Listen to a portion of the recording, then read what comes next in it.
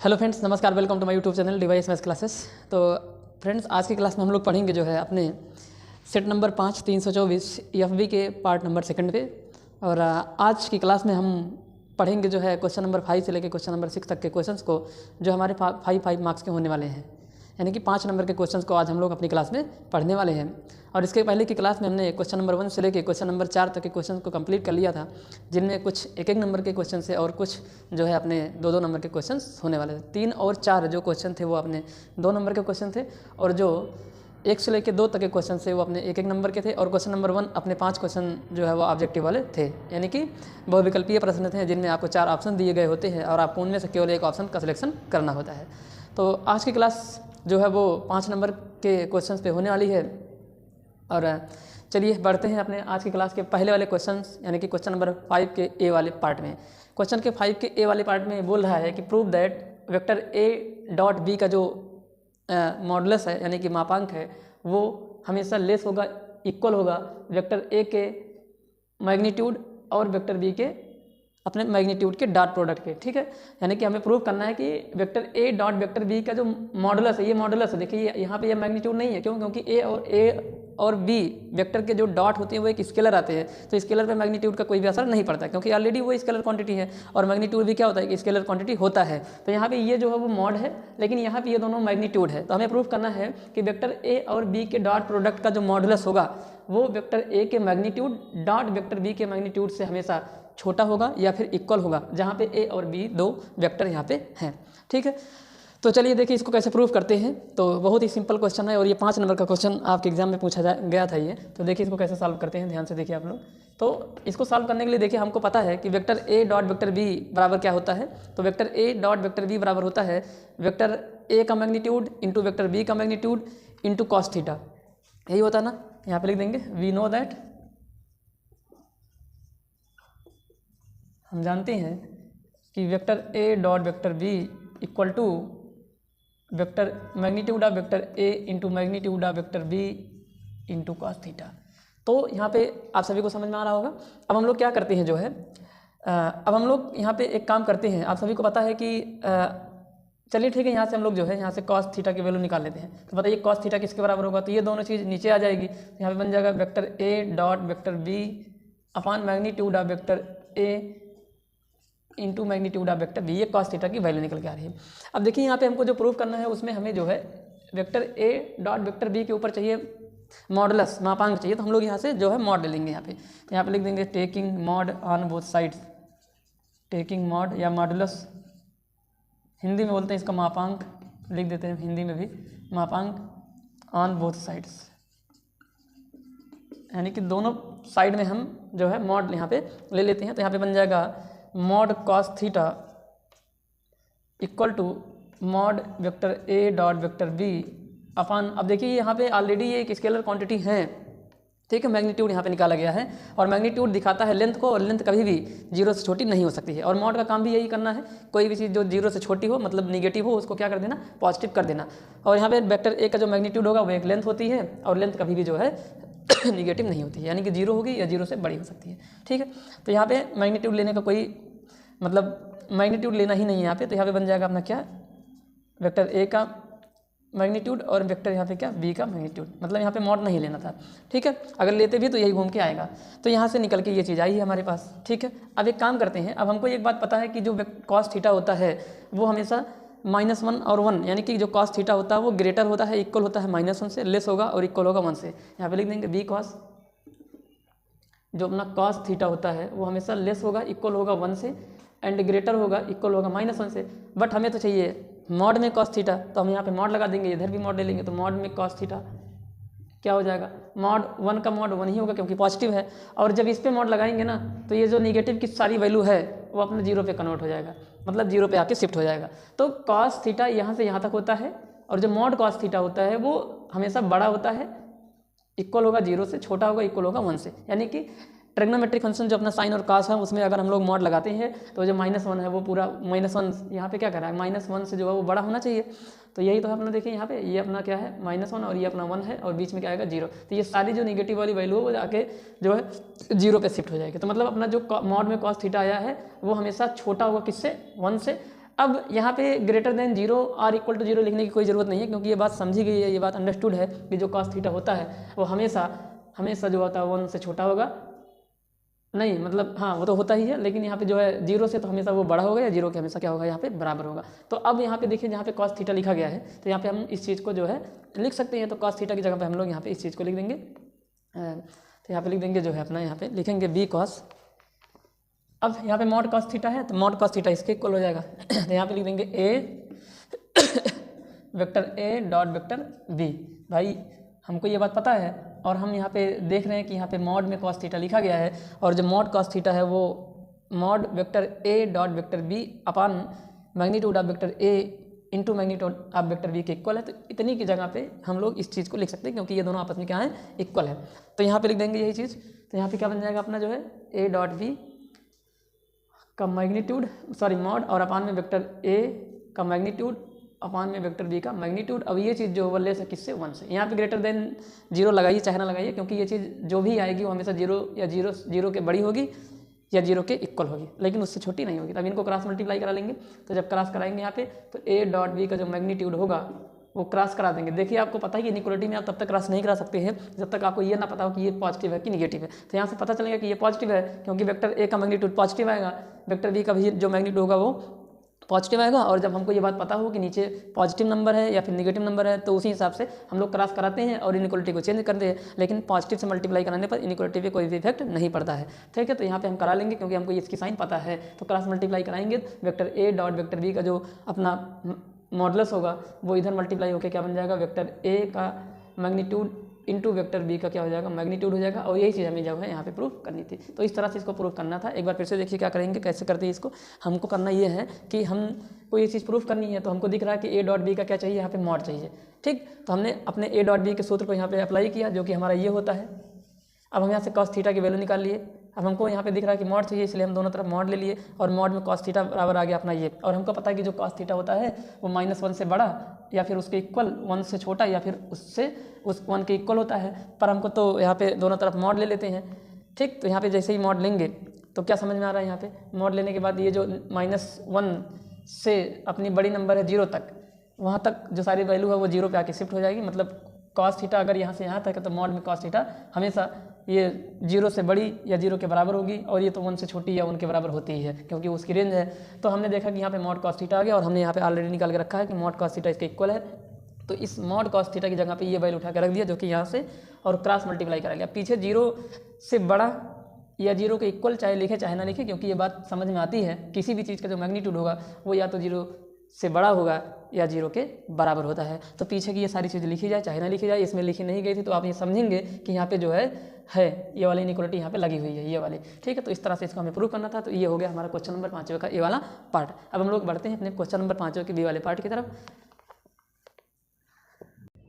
चलिए अब हम लोग बढ़ते हैं 5वें के बी वाले पार्ट की तरफ। और इस क्वेश्चन हमसे बोला है कि सो दैट दिखाइए कि ये जो डिटर्मिनेंट है इसकी वैल्यू इसके बराबर है, यानी कि ये जो अपना एक बड़ा सा डिटर्मिनेंट दिया गया है उसकी वैल्यू को इस ABC ब्रैकेट में 1 + 1/a + 1/b + 1/c के इक्वल हमें शो करनी है। तो चलिए देखिए इसको कैसे लगाते हैं। तो अगर चाहे तो आप इसको यहीं डायरेक्ट ओपन कर सकते हो, लेकिन फिर वही है कि बहुत ही लेंदी हो जाएगा और टफ हो जाएगा, वहाँ पे आपको जो है गलती करने के चांसेस बहुत ज़्यादा रहेंगे। तो इसलिए यहाँ पे थोड़ा सा ऑपरेशन वगैरह लगा के इसको थोड़ा सिंप्लीफाई करेंगे। तो देखिए इसको कैसे करते हैं। तो एक काम करते हैं, अगर हम लोग अपने इस C1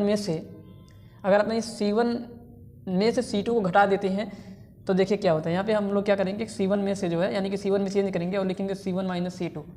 चलिए करते हैं, यहाँ पे क्या बन जाएगा। तो अपने C1 में से C2 को घटाने तो C1 अपना ये, इसको इसमें से घटाएंगे तो जैसे घटाएंगे तो 1 से 1 कट जाएगा। तो यहाँ पे कितना बन जाएगा, यहाँ पे A, और यहाँ पे जब घटाओगे तो फिर से जो है 1 से 1 कट जाएगा और यहाँ पे बचेगा अपना कितना माइनस में B, और यहाँ पे जब घटाएंगे तो कितना हो जाएगा अपना 0 आ जाएगा।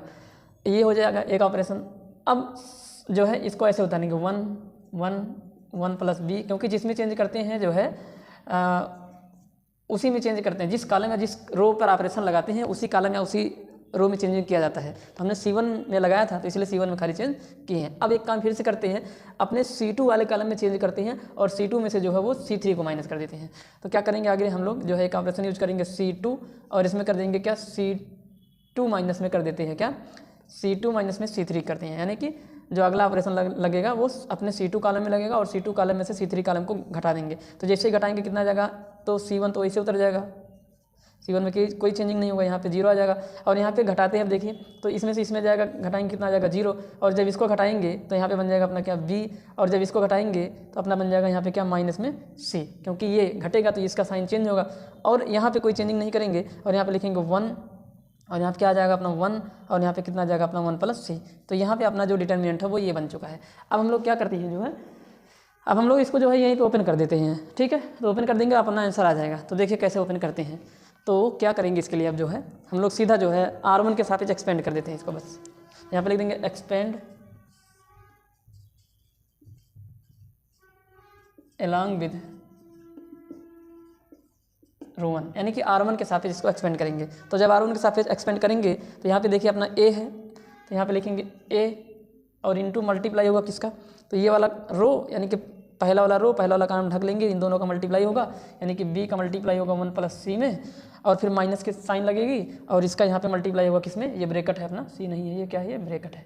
और ब्रैकेट जो है, ब्रैकेट के अंदर लिखा जाएगा क्या, ब्रैकेट के अंदर अपना लिखेंगे जो है माइनस कितना, हाँ ब्रैकेट के अंदर लिखेंगे इन दोनों का जो प्रोडक्ट है वो आएगा अपना माइनस में C, ब्रैकेट क्लोज। अब ये देखिए 0 है, तो 0 को तो लिखेंगे नहीं, अब ये प्लस आ जाएगा 1, अब ये वाला कॉलम, ये वाला रो तो ढका ही जाएगा। अब अपना बचा कौन सा, ये, तो इन दोनों का कराएंगे अपना क्या आ जाएगा यहाँ पे प्लस में BC आ जाएगा, और माइनस में देखिए ये गया है, ये गया, तो यही चारों बचे थे, इनका कराएंगे अपना क्या आ जाएगा माइनस में 0 आ जाएगा। तो यहाँ पे क्या बच जाएगा जो है, यहाँ पे आ जाएगा A इंटू, यहाँ पे मल्टीप्लाई कराएंगे कितना आ जाएगा B + BC, और ये माइनस माइनस क्या हो जाएगा यहाँ पे C हो जाएगा, प्लस में यहाँ पे कितना आ जाएगा, यहाँ पे BC हो जाएगा, ठीक है। अब यहाँ पे कराते हैं मल्टीप्लाई, जैसे ही मल्टीप्लाई कराएंगे तो यहाँ पे आ जाएगा AB, और यहाँ पे आ जाएगा ABC, और यहाँ पे आ जाएगा AC, ठीक है। यहाँ पे कितना हो जाएगा अपना AC हो जाएगा, और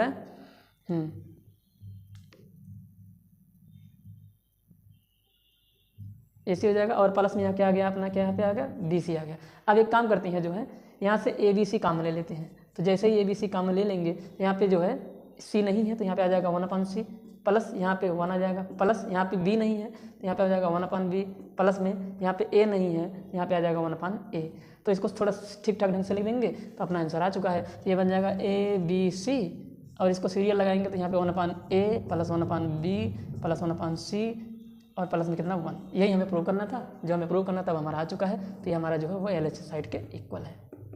तो यहाँ पे ये चीज़ करना था, 2 ऑपरेशन लगाए हैं ताकि ये थोड़ा सा छोटा हो जाए और इसको सॉल्व करने में थोड़ा इजी पड़े। तो इसी वजह से जो है यहाँ पे एक ऑपरेशन ये यूज़ किया गया है, दूसरा वाला ये किया गया है, उसके बाद यहाँ पे इसको एक्सपेंड कर दिए हैं। एक्सपेंड देखिए इस तरह से किया गया है। बाकी यहाँ पे ABC कॉमन क्यों किए, क्योंकि हमको दिख रहा है कि यहाँ ABC कॉमन लेना है, और कॉमन लेने में जो चीज़ नहीं होती उससे डिवाइड किया जाता है, आपको ये बात पता होनी चाहिए। तो जैसे यहाँ पे जो है AB था लेकिन C नहीं था, यहाँ पे 1/C बचा, यहाँ पे ABC था तो ABC से ABC कट का कितना बचा 1, यहाँ पे AC था तो B नहीं था 1/B बचा, यहाँ पे 1/A बन जाएगा। इनको सीरियल लगा देंगे तो जो अपना लेके आना था वो हमारा आ चुका है। तो इस तरह से हुआ ये क्वेश्चन नंबर 5 का B पार्ट। अब हम लोग बढ़ते हैं अपने क्वेश्चन नंबर 5 के C वाले पार्ट की तरफ। तो 5 के C पार्ट में बोला है कि जो है कह रहा है कि solve the differential equation tan inverse y minus में x dy equal to 1 + y² dx। ठीक है, तो हमें इस डिफरेंशियल इक्वेशन को सॉल्व करना है, और ये क्वेश्चन हम ऑलरेडी बता चुके हैं अपने 324 EX जो कि अपना सेट नंबर 1 है, उसके क्वेश्चन नंबर 8वें के A वाले पार्ट में ये क्वेश्चन कराया गया है। आप लोग वहाँ से इसको देख लीजिएगा। ठीक है, तो अब हम लोग बढ़ते हैं अपने क्वेश्चन नंबर जो है 5वें के ही D पार्ट पे, और उसमें हमसे कह रहा है कि cos x की पावर y है बराबर है cos y की पावर x, तो हमें निकालना है dy/dx। तो चलिए इस क्वेश्चन को हम लोग यहाँ पे करते हैं। इसके पहले वाला क्वेश्चन हमने बता दिया कि अपना जो EX सेट है जो कि सेट नंबर 1 है, सेट नंबर 1 2024 का ही, उसके सेट नंबर 1 EX वाले कोड में क्वेश्चन नंबर 8वें के A पार्ट में इस चीज़ को हम वहाँ पे कराए हुए हैं। तो चलिए क्वेश्चन नंबर जो है D का जो सलूशन है वो हम लोग देखते हैं। और इसमें क्या करना होगा, आप सभी को पता है कि जब भी पावर वेरिएबल में होगी, यानी कि वेरिएबल की पावर वेरिएबल होती है, तो आपको लॉग लेना पड़ता है। तो यहाँ पे हमको लॉग लेना पड़ेगा।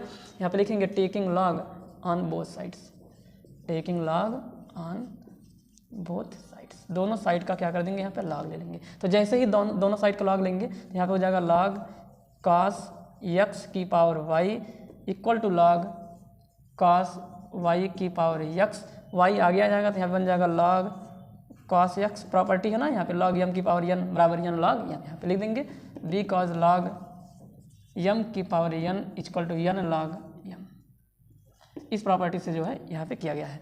तो जैसे यहाँ पे भी लग जाएगी प्रॉपर्टी, और यहाँ पे आ जाएगा x log cos y। अब हमको करना है क्या, डिफ्रेंशिएट। तो डिफ्रेंशिएट कर देंगे दोनों पक्षों में। यहाँ पर लिख देंगे नाउ डी डब्ल्यू आर, यानी कि now differentiate with respect to D W R X, यानी कि विद रिस्पेक्ट टू एक्स। इसका मतलब है differentiate with respect to X, X के रिस्पेक्ट में जो है यहाँ पे डिफ्रेंशिएट करेंगे। तो यहाँ पे बन जाएगा, यहाँ पे देखिए दो फंक्शन है, एक फंक्शन इसको फर्स्ट मान लेंगे और इसको क्या मान लेंगे सेकंड, और वैसे यहाँ पे भी फर्स्ट और सेकंड है, तो ये फर्स्ट फंक्शन और ये क्या सेकंड फंक्शन। तो चलिए यहाँ पे डिफ्रेंशिएट करते हैं, दोनों जगह लगेगा अपना प्रोडक्ट रूल, और प्रोडक्ट रूल के according first function into second का डेरिवेशन डिफ्रेंशिएशन। तो फर्स्ट फंक्शन यानी कि y into D Y D X of log cos X plus second function log cos X into D Y D X of Y equal to, यहाँ पे भी वही लगा देंगे first function X into D Y D X of log cos Y, यानी कि first function into second का जो है डेरिवेटिव। तो सेकेंड फंक्शन अपना वाई है, तो लॉग कास वाई बन जाएगा। यहाँ पे अभी डिफ्रेंशिएशन नहीं कर रहे हैं, खाली फार्मूले में इसको उतार रहे हैं, और प्लस सेकेंड फंक्शन यानी कि log cos Y into D Y D X of first function जो कि अपना क्या है एक्स है। तो यहाँ पे फार्मूले में हर जगह रख लिए हैं। अब चलिए डिफ्रेंशिएट करते हैं। तो यहाँ पे हो जाएगा वाई इंटू लॉग, देखिए यहाँ पे इसका जो डिफ्रेंशिएशन होगा लॉग कॉस एक्स का, तो इसको हम लोग सबसे पहले रीड करेंगे लॉग एक्स, इसका होता है 1/x, तो 1/x यहाँ कितना है कॉस एक्स है, इंटू दोबारा से कॉस एक्स का भी डिफ्रेंशिएशन किया जाएगा जो कि अपना होता है माइनस में sine X, plus log cos X into D Y D X of Y का हो जाएगा अपना D Y by D X. ठीक है, तो यहाँ पे ये चीज़ हो जाएगी equal to X log Y का हो जाएगा 1/cos वाई इंटू वाई का भी करेंगे माइनस में साइन वाई, क्योंकि यहाँ पे देखिए वाई का भी करेंगे, क्योंकि अब यहाँ पे हो जाएगा अपना डी वाई और अपन में कितना D x plus log cos Y, और डी वाई डी एक्स का एक्स का कितना हो जाएगा यहाँ पे 1 हो जाएगा।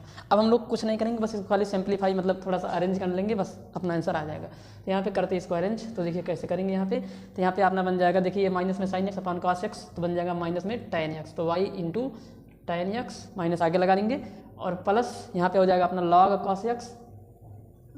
कॉस एक्स, फिर यहाँ पे डी वाई और अपन में कितना डी एक्स इक्वल टू, यहाँ पे भी अपना बन जाएगा क्या, यहाँ पे minus sine Y upon cos Y equal to minus में टेन वाई, तो माइनस में एक्स और यहाँ पे कितना टेन वाई, और यहाँ पे D Y by D X क्या बन जाएगा यहाँ पे डी वाई और अपन में क्या डी एक्स, प्लस में जो है लॉग कॉस वाई। अब हम लोग सारे डी वाई टर्म को एक तरफ कर लेंगे, तो यहाँ पे है डी वाई का टर्म और यहाँ पे D Y by D X का टर्म है, तो यहाँ पे हो जाएगा अपना log cos X D Y अपन में कितना डी एक्स माइनस था उधर, इधर आके प्लस बन जाएगा, और एक्स टेन वाई फिर डी वाई अपन में कितना डी एक्स इक्वल टू, इस वाले टर्म को उठा के उधर ले जाएंगे, और यहाँ पे हमने लिखा लॉग कास वाई प्लस में वाई टेन एक्स। अब यहाँ से D Y by D X क्या कर लेंगे कम, तो D Y by D X common हो जाएगा अपना, तो जब D Y by D X common लेंगे तो बचेगा क्या, तो अपना बचेगा ब्रैकेट के अंदर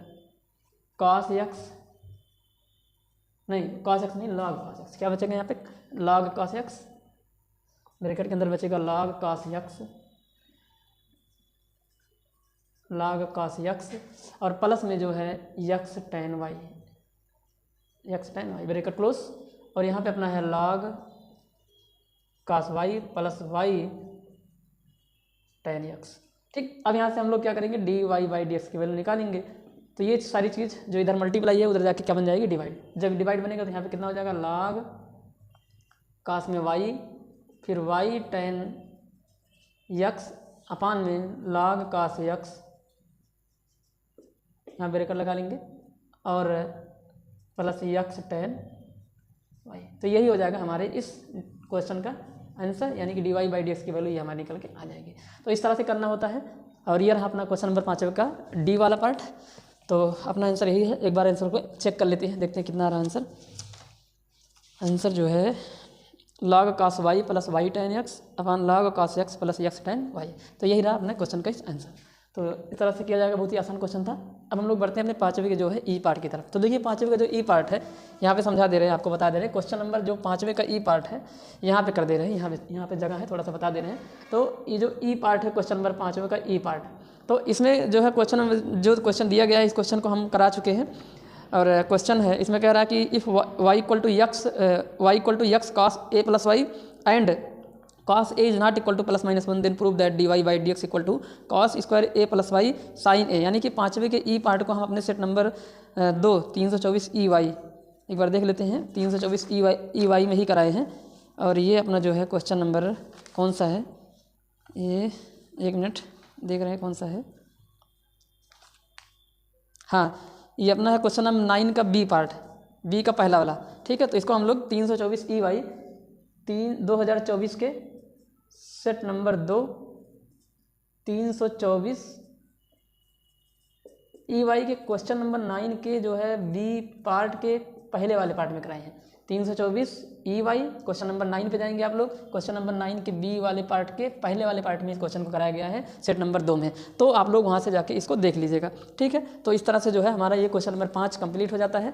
तो क्वेश्चन नंबर 5 के 2 क्वेश्चन हम अपने किसी दूसरे सेट में कराए हुए हैं, आप लोग वहाँ से देख लीजिए। एक 5वें का सी और दूसरा 5वें का ई। 5वें का सी 324 ई एक्स जो कि सेट नंबर 1 है, उसके क्वेश्चन नंबर 8वें के ए पार्ट में कराया गया है। और जो 5वें का ई पार्ट है वो 2024 के सेट नंबर 2 324 ई वाई के क्वेश्चन नंबर 9 के बी वाले के पहले वाले पार्ट में कराया गया है। तो ये दोनों क्वेश्चन आप लोग वहाँ से देख लीजिएगा। और जो इस पार्ट के बचे हुए क्वेश्चन थे इनको हम लोग यहाँ पे सॉल्व करा दिया है। तो अब हम लोग बढ़ेंगे अपने क्वेश्चन नंबर 6 की तरफ। चलिए बढ़ते हैं क्वेश्चन नंबर 6 की तरफ। क्वेश्चन नंबर 6 में भी सारे पार्ट करने हैं और इसमें भी टोटल अपने 5 पार्ट हैं। और क्वेश्चन नंबर 6 का जो ए पार्ट है उसमें एक प्रोबेबिलिटी का क्वेश्चन है और उसमें कह रहा है कि if a die is thrown 3 times, मतलब यदि एक पासे को 3 बार फेंका जाता है, then find the probability getting one appearing number in them will be odd. यानी कि उस पर जो है एक विषम संख्या आए, यानी कि एक पासे को 3 बार फेंका जा रहा है तो एक विषम संख्या आने की प्रायिकता क्या होगी। तो आप सभी को पता है कि जब भी एक पासे को 3 बार फेंकेंगे तो जो सैंपल स्पेस में अपने नंबर ऑफ एलिमेंट बनेंगे वो 216 बन जाएंगे। अब यहाँ पे सैंपल स्पेस को नहीं लिखेंगे क्योंकि इतना बड़ा सैंपल स्पेस लिखने में बहुत ज़्यादा टाइम चला जाएगा और उसमें आप भूल भी सकते हैं। तो इसको थोड़ा सा जो है अपना मतलब शॉर्टकट मेथड से जो है करने की कोशिश करेंगे। कह रहा है कि पासे पर जो है वो विषम संख्या आना चाहिए, एक बार विषम संख्या आना चाहिए। ठीक है, अब कब आए, पहली उछाल पे आए कि दूसरी उछाल पे आए कि तीसरी उछाल पे आए, ऐसा कुछ नहीं बोला है। बस कह रहा है कि find the probability of getting one appearing number in them will be odd. यानी कि जो तीनों बार पासा उछाला जा रहा है, पहली बार, दूसरी बार और तीसरी बार, उनमें से एक बार ऑड नंबर जरूर आए। तो इस बात की प्रायिकता क्या होगी। तो आइए इसको कैसे करते हैं, ध्यान से देखिए आप लोग। तो आप सभी को पता है कि जब भी एक पासे को 3 बार उछालेंगे और एक बार विषम संख्या लेके आना तो 3 केस बनेगा। एक पासे को 3 बार उछालेंगे तो केस यहाँ पे बना लेंगे, 3 केस बनेंगे। देखिए केस नंबर फर्स्ट और केस नंबर सेकंड, 3 केस बना के इसको करेंगे तो जो है अभी आपको आसानी से समझ में आ जाएगा। और केस नंबर जो अपना यहाँ पे थर्ड है। तो पासे को 3 बार फेंकेंगे तो देखिए क्या क्या पॉसिबिलिटीज़ बनेंगी, ध्यान से देखिए। तो ये देखिए यहाँ पे ये पहली बार फेंकेंगे, दूसरी बार फेंकेंगे, तीसरी बार फेंकेंगे। और इवन और ऑड 2 ही नंबर होते ही हैं, तो या तो इवन आएगा या तो ऑड आएगा। और यहाँ पे भी ऐसे ही बना लेते हैं अपना जो है पहला उछाल, दूसरा उछाल और ये तीसरा उछाल। और यहाँ पे भी ये अपना हो जाएगा पहला उछाल, ये पहला उछाल, ये दूसरा उछाल और ये तीसरा उछाल। तो 3 केस कौन कौन से बनेंगे। तो देखिए जब भी एक पासे को 3 बार फेंकेंगे तो हो सकता है कि पहले जो है वो ऑड नंबर मिल जाए और दोनों पे इवन आ जाए। इस पे भी इवन नंबर आ जाए और इस पे भी अपना क्या आ जाए, इवन, यानी कि सम संख्या आ जाए। और यहाँ पे जो है वो इवन आए, यहाँ पे ऑड आ जाए और यहाँ पे भी इवन आ जाए। और अगला जो केस बन जाएगा वो ये बन जाएगा, जो है अगला अपना केस बनेगा। देखिए हमको, देखिए केस तो और सारे बनेंगे। एक केस ऐसा बनेगा कि सब तीनों इवन हो जाए, एक केस ऐसा बनेगा कि तीनों ऑड हो जाए। लेकिन हमसे कह रहा है कि एक बार जो है वो ऑड नंबर आए। तो यहाँ पे देखिए कितनी बार ऑड नंबर है, एक बार है। यहाँ पे भी एक बार ऑड नंबर है, यहाँ पे भी जो है हम देख मतलब मान लेंगे कि पहले इवन आया, फिर इवन आ गया, लास्ट में एकदम ऑड आ गया। ठीक है, तो इस तरह से हम लोग यहाँ पे 3 केस बना लिए हैं और हर जगह आपको जो है एक ऑड देखने को मिल रहा है। यहाँ पे भी एक ऑड आया है, यहाँ पे भी एक ऑड आया है और यहाँ पे भी एक ऑड आया है। ऐसे अभी 2 केस और बन सकते थे कि तीनों बार इवन आ जाए या फिर जो है तीनों बार ऑड आ जाए। उनसे मतलब नहीं है क्योंकि वो कह रहा है कि एक बार ऑड नंबर आना चाहिए। तो देखिए कैसे करते हैं। अब आप सभी को पता है कि जब भी एक पासे को फेंकते हैं तो जो है इवन नंबर आने की प्रोबेबिलिटी क्या है। तो यहाँ पे लिख देंगे, हाँ यहाँ पे लिख देंगे, मान लेंगे कि जो इवेंट ए है, एक इवेंट है ए, यहाँ पे लिख देंगे लेट इवेंट ए जो है वो है कि पासे पर जो है इवन नंबर आए। ठीक है, इवेंट ए, हाँ, डाइस अकर्ड इवन नंबर। और तो इस हिसाब से जो प्रोबेबिलिटी ऑफ ए बन जाएगा वो क्या बनेगा, तो जब ये एक पासे को एक बार उछालते हैं तो जो सैंपल स्पेस बनेगा वो 1 से लेकर 6 तक की संख्याएं होती हैं। तो 1 से 6 तक की जो संख्याएं होती हैं, जैसे अपना जो सैंपल स्पेस बन जाएगा एक बार की बात कर रहे हैं तो अपना बन जाएगा 1 2 3 4 5 और क्या यहाँ पे 6। तो इतने अपने आउटकम्स बनेंगे। इसमें अपना जो है वो इवन नंबर एक ये है, दूसरा ये है, तीसरा ये, यानी कि 3 संख्याएं ऐसी हैं जो इवन है और 3 संख्याएं ऐसी हैं जो ऑड है। तो इवन नंबर आने की प्रोबेबिलिटी क्या होगी, अपने फेवर में 3 है और टोटल में कितनी है 6 हैं। इनको सिंप्लीफाई करेंगे तो 1/2 के इक्वल आएगा, यानी कि probability of getting even number that is 1/2। ऐसे ही ऑड नंबर की प्रोबेबिलिटी क्या होगी, हम लोग यहाँ पे मान के चलेंगे कि जो है हमारे पास एक दूसरा इवेंट बी है जो कि गेटिंग ऑड नंबर है, गेटिंग ऑड नंबर, यानी कि पासे पर विषम संख्या आए, इस बात की घटना को हम लोग घटना बी यानी कि इवेंट बी से दिखाए हैं। तो प्रोबेबिलिटी ऑफ बी कितनी हो जाएगी, प्रोबेबिलिटी ऑफ बी हो जाएगी अपना जो है वो, तो ऑड नंबर कितने हैं 1 2 और अपना कितना है 3, तो 3/6 यहाँ से भी हो जाएगा तो आ जाएगा कितना 1/2। तो ये भी प्रोबेबिलिटी मतलब ऑड नंबर आने की भी 1/2 है और इवन नंबर आने की भी प्रोबेबिलिटी कितनी है 1/2 है। बराबर बराबर प्रोबेबिलिटी होगी, क्यों, क्योंकि एक बार फेंकने पर जो है जितना पॉसिबिलिटी इवन नंबर आने का है उतना ही पॉसिबिलिटी ऑड नंबर का भी आने का है। तो यहाँ पे देखिए, तो ऑड नंबर आने की जो मतलब पहली बात है कि पहली उछाल पे ऑड नंबर आ गया और एक बार फेंकने पर ऑड नंबर आने की प्रोबेबिलिटी कितनी हो जाएगी 1/2 हो जाएगी, इनटू दोबारा फेंका गया तो कितना आ जाएगा यहाँ पे, ये भी 1/2 आएगा और यहाँ पे भी इवन है तो 1/2 आ गया। अब ये सब पूरा सॉल्व करेंगे कितना बन जाएगा यहाँ पे 1/8 बन जाएगा। यहाँ पे भी देखिए इवन नंबर पहली उछाल में आ गया तो इवन नंबर की प्रोबेबिलिटी 1/2, यहाँ पे कितनी हो जाएगी 1/2 और यहाँ पे कितना हो जाएगा 1/2, तो इनको सॉल्व करेंगे 1/8 हो जाएगा। और उसके बाद यहाँ पे देखिए जो है 1/2 इंटू 1/2 इंटू ऑड नंबर आने की भी प्रोबेबिलिटी 1/2 है, इसको भी सॉल्व करेंगे 1/8 आ जाएगा। तो पहले उछाल पे ऑड नंबर आए, इस बात की प्रायिकता 1/2 है, दोनों पर इवन बनाए 1/2 1/2, इनको सॉल्व करेंगे 1/8 आ जाएगा। तो इन तीनों चीज़ों को आप आपस में उठा के जोड़ दीजिए, यही आपका आंसर हो जाएगा। यहाँ पे लिख देंगे hence required probability, hence required probability. तो जो अपना रिक्वायर्ड प्रोबेबिलिटी है यानी कि जिस बात की प्रायिकता निकालनी है वो किसके इक्वल हो जाएगा, तो अपना हो जाएगा 1/8 प्लस 1/8 प्लस 1/8, इनको सॉल्व करेंगे तो जो आंसर आ जाएगा वो अपना 3/8 के इक्वल है। तो इस तरह से करना होता है इस वाले क्वेश्चन को, ठीक है। तो उम्मीद करता हूँ कि आपको समझ में आया होगा। देखिए अभी 2 केस और बन सकता था, वहाँ पे जो है कहता कि तीनों बार इवन आ जाएंगे और तीनों बार ऑड आ सकते हैं। तो हमसे क्वेश्चन बोला है कि एक बार तो जो है ऑड नंबर आए, ठीक है, वही वो कह रहा है। तो हमने यहाँ पे 3 केस बना दिया कि पासा को फेंका, पहली बार में ही ऑड नंबर आ गया, फिर दोबारा फेंका इवन आया, तीसरा फेंका इवन आया। तो एक केस ये बन गया, पहली बार इवन नहीं आ गया, दूसरा ऑड आया, तीसरा इवन, दोनों इवन, लास्ट में ऑड आ गया। तो यहाँ की प्रोबेबिलिटी को निकाल लिए, यहाँ की प्रोबेबिलिटी को निकाल लिए, यहाँ की प्रोबेबिलिटी को निकाल लिए और तीनों उठा के क्या कर दिए यहाँ पे जोड़ दिए है। तो इस तरह से हमारे इस क्वेश्चन का जो आंसर होगा वो 3/8 के इक्वल होगा। ये रहा क्वेश्चन नंबर 6 का ए पार्ट। अब हम लोग बढ़ते हैं अपने क्वेश्चन नंबर 6 के बी वाले पार्ट की तरफ। तो देखिए क्वेश्चन नंबर 6 के जो है वो अपना यहाँ पे बी पार्ट है और इसमें कह रहा है कि जो है ये आपका एलपीपी का क्वेश्चन है, यानी कि लीनियर प्रोग्रामिंग प्रॉब्लम, यानी कि रैखिक प्रोग्रामन से लिया गया ये क्वेश्चन है। और इसमें एक अपना ऑब्जेक्टिव फंक्शन जेड दिया गया है जो कि ये है, और इसी जेड की हमें निकालनी है मिनिमम वैल्यू, यानी कि जेड को मिनिमाइज़ करना है, इसकी मिनिमम वैल्यू निकालनी है, ठीक है। मिनिमाइज, अरे यार यहाँ पे क्या लिख दिया, मिनिमम वैल्यू, ठीक है। क्या निकालेंगे जेड की निकालनी है आपको मिनिमम वैल्यू, यानी कि इसको मिनिमाइज़ करना है, ठीक है। तो देखिए कैसे निकालते हैं, आप सभी को पता है कि इसको निकालने का एक फिक्स पैटर्न होता है, उसी पैटर्न को फॉलो करना होगा तो ये आपको आराम से मतलब जेड की जो मिनिमम वैल्यू वो निकल जाएगा। तो सबसे पहला स्टेप क्या होगा, गिवन अपने यहाँ पे जो इनको हम लोग बोलते हैं ना, क्या बोलेंगे इनको हम लोग कॉन्स्ट्रेंट्स बोलते हैं, ठीक है, व्यवरोध, हिंदी में क्या बोलेगा इसको व्यवरोध। और ये जो जिसका हमें मैक्सिमम या मिनिमम वैल्यू निकालना होगा, जिसको मैक्सिमाइज या मिनिमाइज करना होगा, इसको हम लोग बोलते हैं ऑब्जेक्टिव फंक्शन। तो हमारा जो ऑब्जेक्टिव फंक्शन हिंदी में बोलेंगे उद्देश्य फलन अपना ये है, और इस कांस्टेंट की हेल्प से इसको मिनिमाइज करना है, इट मीन्स इसकी मिनिमम वैल्यू निकालनी है। तो सबसे पहला स्टेप क्या होगा, इस गिवन कांस्टेंट को हम लोग इक्वेशन में बदलेंगे और उस इक्वेशन में बदल के एक बार x = 0 एक बार y = 0 के वैल्यू निकालेंगे दोनों इक्वेशन से, और उसको अपने यहाँ पे मतलब उसका ग्राफ बनाएंगे। तो ग्राफ बनाएंगे कैसे, देखिए पहला वाला हमारा क्या है, पहला है 2x + y > 3 है, यहाँ पे कितना, यहाँ पे 3, तो यहाँ पे लिखा जाएगा 3, 0 नहीं होगा, यहाँ पे 3 हो जाएगा। तो चलिए क्या करेंगे, इसको इक्वेशन बदलेंगे तो यहाँ बन जाएगा 2x + y = 3। तो एक बार पुट कर देंगे यहाँ पे, पुट x = 0, तो जब x = 0 रखेंगे तो y की वैल्यू कितनी आ जाएगी, 3 आ जाएगी। तो अपना जो कोऑर्डिनेट बन जाएगा वो क्या बन जाएगा, तो अपना जो कोऑर्डिनेट बनेगा वो बन जाएगा x = 0 है, y = 3 है। अगला y बराबर 0 पुट करेंगे तो x बराबर कितना निकल के आएगा, तो आ जाएगा 3/2। तो कोऑर्डिनेट बन जाएगा क्या, कोऑर्डिनेट बन जाएगा 3/2 कामा में क्या 0। अगला दूसरा इक्वेशन में यहाँ पे लिख देंगे अगेन, जो अपना सेकंड इक्वेशन है वो अपना है x plus 2y equal to, इसको लिख देंगे 6, put x equal to 0, put x equal to 0 then y equal to 3।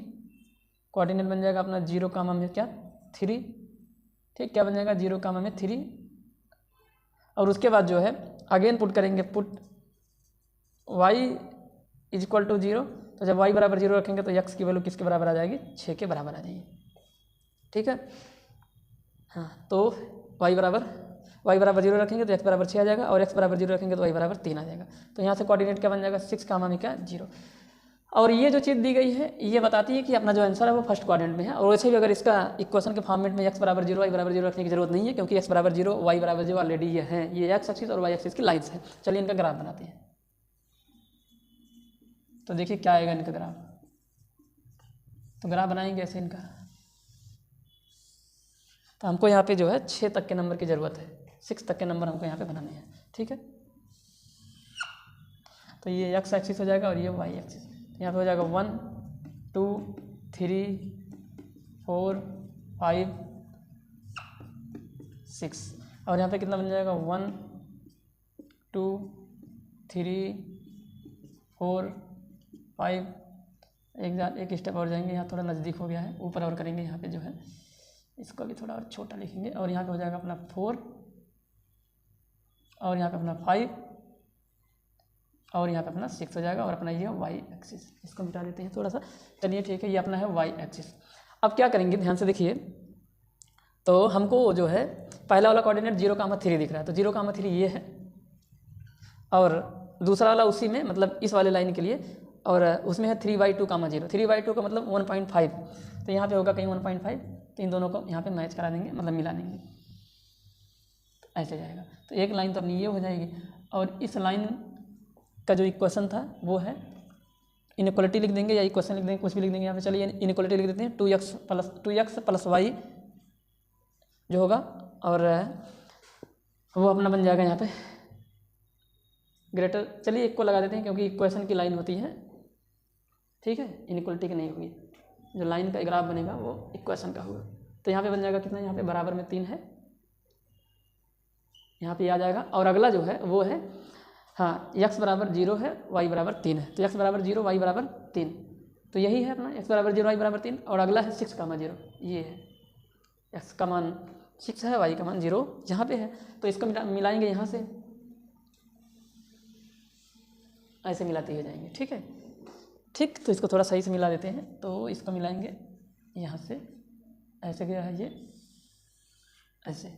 तो अब हम लोग क्या करेंगे, अपने इस इनइक्वालिटी को, जो अपना इनइक्वालिटी दिया गया जिसे हम लोग बोलते हैं अब कांस्टेंट, पहले तो इसको लिख लेते हैं, यह है कौन, तो x प्लस 2y है, और इक्वल टू कितना यहाँ पे 6 है। अब हम लोग क्या करेंगे, एक ऐसा कोऑर्डिनेट उठाएंगे या x और y की ऐसी वैल्यू उठाएंगे जो कि इस लाइन पर स्थित नहीं है, उसमें उठा के पुट करेंगे और देखेंगे क्या वो इनइक्वालिटी को सेटिस्फाई कर रहा है। तो इस लाइन के जिस तरफ के पॉइंट को उठाएंगे, अगर वो इनइक्वालिटी को सेटिस्फाई करेगा तो सॉल्यूशन उसी तरफ के होंगे, लेकिन अगर नहीं किया तो अपोजिट साइड में चले जाएंगे। तो हमारे पास एक पॉइंट है जो कि ये है 0,0 है, तो अगर इस 0,0 पॉइंट को उठाएंगे, जो कि अब हमें ऐसा पॉइंट लेना है, x और y की ऐसी वैल्यू लेनी है जो इस रेखा पर स्थित ना हो।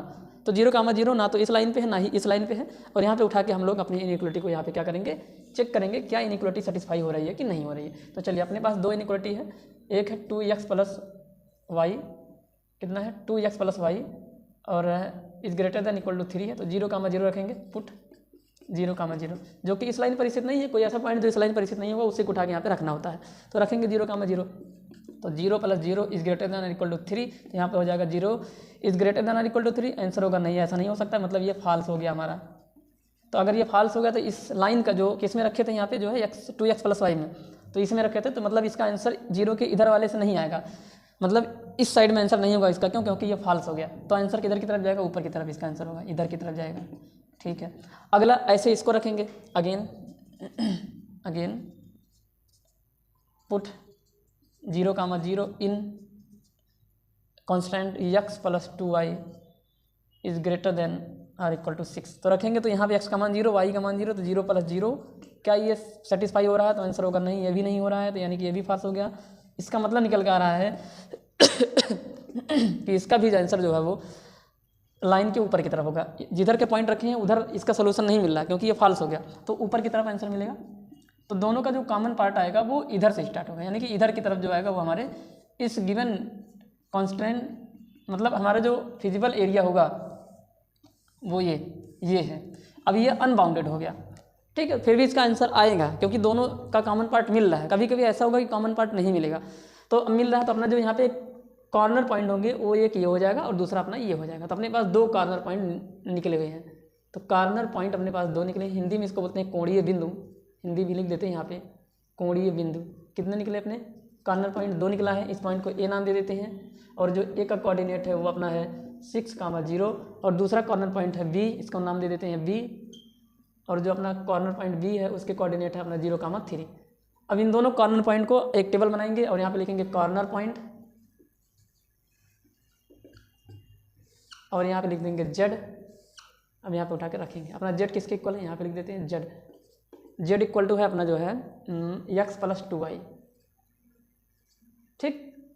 और अपने पास कितने कॉर्नर पॉइंट है? 2, एक a जो कि 6,0 है और दूसरा b है जो कि 0,3 है। अब इस कॉर्नर पॉइंट को यहाँ पे उठा के रखेंगे, जो वैल्यू बड़ी आएगी वो मैक्सिमम वैल्यू होगी, जो वैल्यू छोटी आएगी वो मिनिमम वैल्यू होगी। तो चलिए रखते हैं, क्या बन जाएगा यहाँ पे 6,0 रखेंगे, यानी कि y का मान 0 रखेंगे, तो y का मान 0 रखेंगे तो यहाँ पे अपना बन जाएगा 6, ये तो 0 हो गया है, x का मान 6 है। अगला यहाँ पे x 0 रखेंगे तो ये 0 और 2 इंटू यहाँ पे भी 6 आ जाएगा जब सॉल्व करेंगे। तो देखिए यहाँ पे 2 वैल्यू है और दोनों इक्वल आ गए, तो जब ये वाला केस बनता है कि दोनों वैल्यू इक्वल आ जाती हैं तो मिनिमम वैल्यू अपना 6 ही हो जाएगा यहाँ पे। तो इस तरह से जो अपना मिनिमम वैल्यू होगा यानी कि जेड का minimum value of Z, minimum value of Z equal to 6, तो 6 आ गया। और किस पॉइंट पर है? दोनों पॉइंट मिल रहे हैं, at points A 6,0 and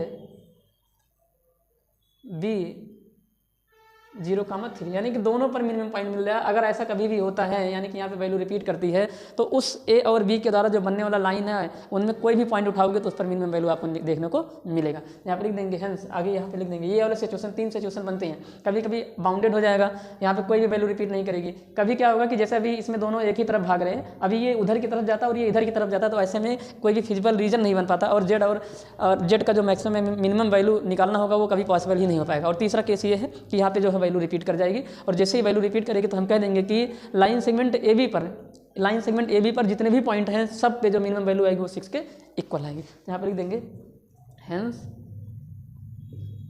eight line A B या लाइन सेगमेंट ही लिख देंगे at line A B has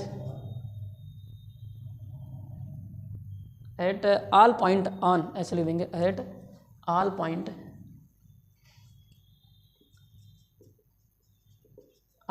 on line A B has minimum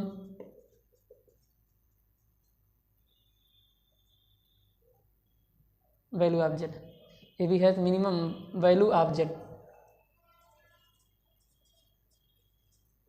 यानी कि जो लाइन अपना ए बी है, ए से लेके बी तक जितने भी पॉइंट हैं इन पर कोई भी पॉइंट उठाओगे तो उस पर जेड की मिनिमम वैल्यू निकल के आएगी। जब भी केस रिपीट करता है तो इस तरह से यहाँ पे हमको लिखना होता है, इस तरह के सोल्यूशन हमको फाइंड आउट होते हैं। तो ये रहा अपना क्वेश्चन नंबर 6 का बी वाला पार्ट। अब हम लोग बढ़ेंगे अपने क्वेश्चन नंबर 6 के सी वाले पार्ट की तरफ, जिनमें एक बड़ा सा इंटीग्रेशन दिया गया है और उस इंटीग्रेशन की वैल्यू हमें फाइंड आउट करनी है। देखिए क्वेश्चन नंबर 6 का सी पार्ट, इसमें कह रहा है कि integrate the following functions 3x + 5 upon x³ - x² minus में x प्लस में 1 dx, यानी कि इस फंक्शन का हमें निकालना है integration with respect to x। तो चलिए देखिए कैसे करते हैं इस क्वेश्चन को। तो आइए इसको सॉल्व करते हैं। ये ठीक ठाक क्वेश्चन है और ये पार्शियल जो फ्रैक्शन होता है उस मेथड से इसको हमें यहाँ पे सॉल्व करने की जरूरत पड़ेगी। तो चलिए क्या करेंगे, सबसे पहले जो है यहाँ पे लिख देंगे इंटीग्रेशन को, यहाँ पे लिखेंगे 3x प्लस में 5 अपान में लिख देंगे x³ माइनस में x² माइनस में x प्लस में 1 और यहाँ पे कितना dx। अब हम लोग क्या करेंगे, यहाँ पे देखिए कॉमन बन रहा है तो कॉमन कर लेंगे, यहाँ पे भी कॉमन बन रहा है तो कॉमन कर लेंगे। तो अगला स्टेप अपना बन जाएगा इंटीग्रेशन ऑफ 3x प्लस में 5 अपान यहाँ पे यक्स स्क्वायर हो गया कॉमन, तो जब यक्स स्क्वायर कॉमन हो जाएगा तो अपने क्या बचेगा यहाँ पे यक्स माइनस में कितना 1, ठीक है। और यहाँ पे माइनस में 1 कॉमन लेंगे तो और यहाँ पे बन जाएगा x माइनस 1 और यहाँ पे कितना dx। देखिए यहाँ पे माइनस 1 कॉमन होगा, जब कुछ नहीं तो माइनस 1 यहाँ के साइन के साथ कॉमन लिया जाता है। तो एक बार फिर से अपना जो है x माइनस 1 कॉमन आ चुका है। अगला स्टेप अपना मिल जाएगा क्या, इंटीग्रेशन ऑफ 3x प्लस में 5 अपान यहाँ पे जो है एक ब्रैकेट में आ जाएगा x स्क्वायर माइनस 1 और अगले ब्रैकेट में आ जाएगा x माइनस 1 और यहाँ पे कितना dx। एक स्टेप और करेंगे और वहाँ पे बन जाएगा अपना 3x प्लस में 5 अपान यहाँ पे देखिए जब यहाँ पे ब्रैकेट खोलेंगे तो ये ए स्क्वायर माइनस बी स्क्वायर बन जाएगा, तो अपना बन जाएगा x माइनस 1 फिर x प्लस 1 फिर अपना x माइनस 1 और यहाँ पे कितना dx। तो यहाँ पे देखिए x माइनस 1 दो बार है, तो अगले स्टेप में हम लोग क्या करेंगे जो है इस x माइनस 1 की पावर को 2 कर देंगे, यानी कि अगला बन जाएगा हमारा क्या, तो अगला स्टेप हमारा होगा इंटीग्रेशन ऑफ 3x प्लस में 5 और अपान में कितना जो है अपना बन जाएगा अपान में x माइनस 1 का होल स्क्वायर और प्लस में जो है प्लस में नहीं सॉरी इंटू में x माइनस 1 का whole square into x plus 1 आ जाएगा।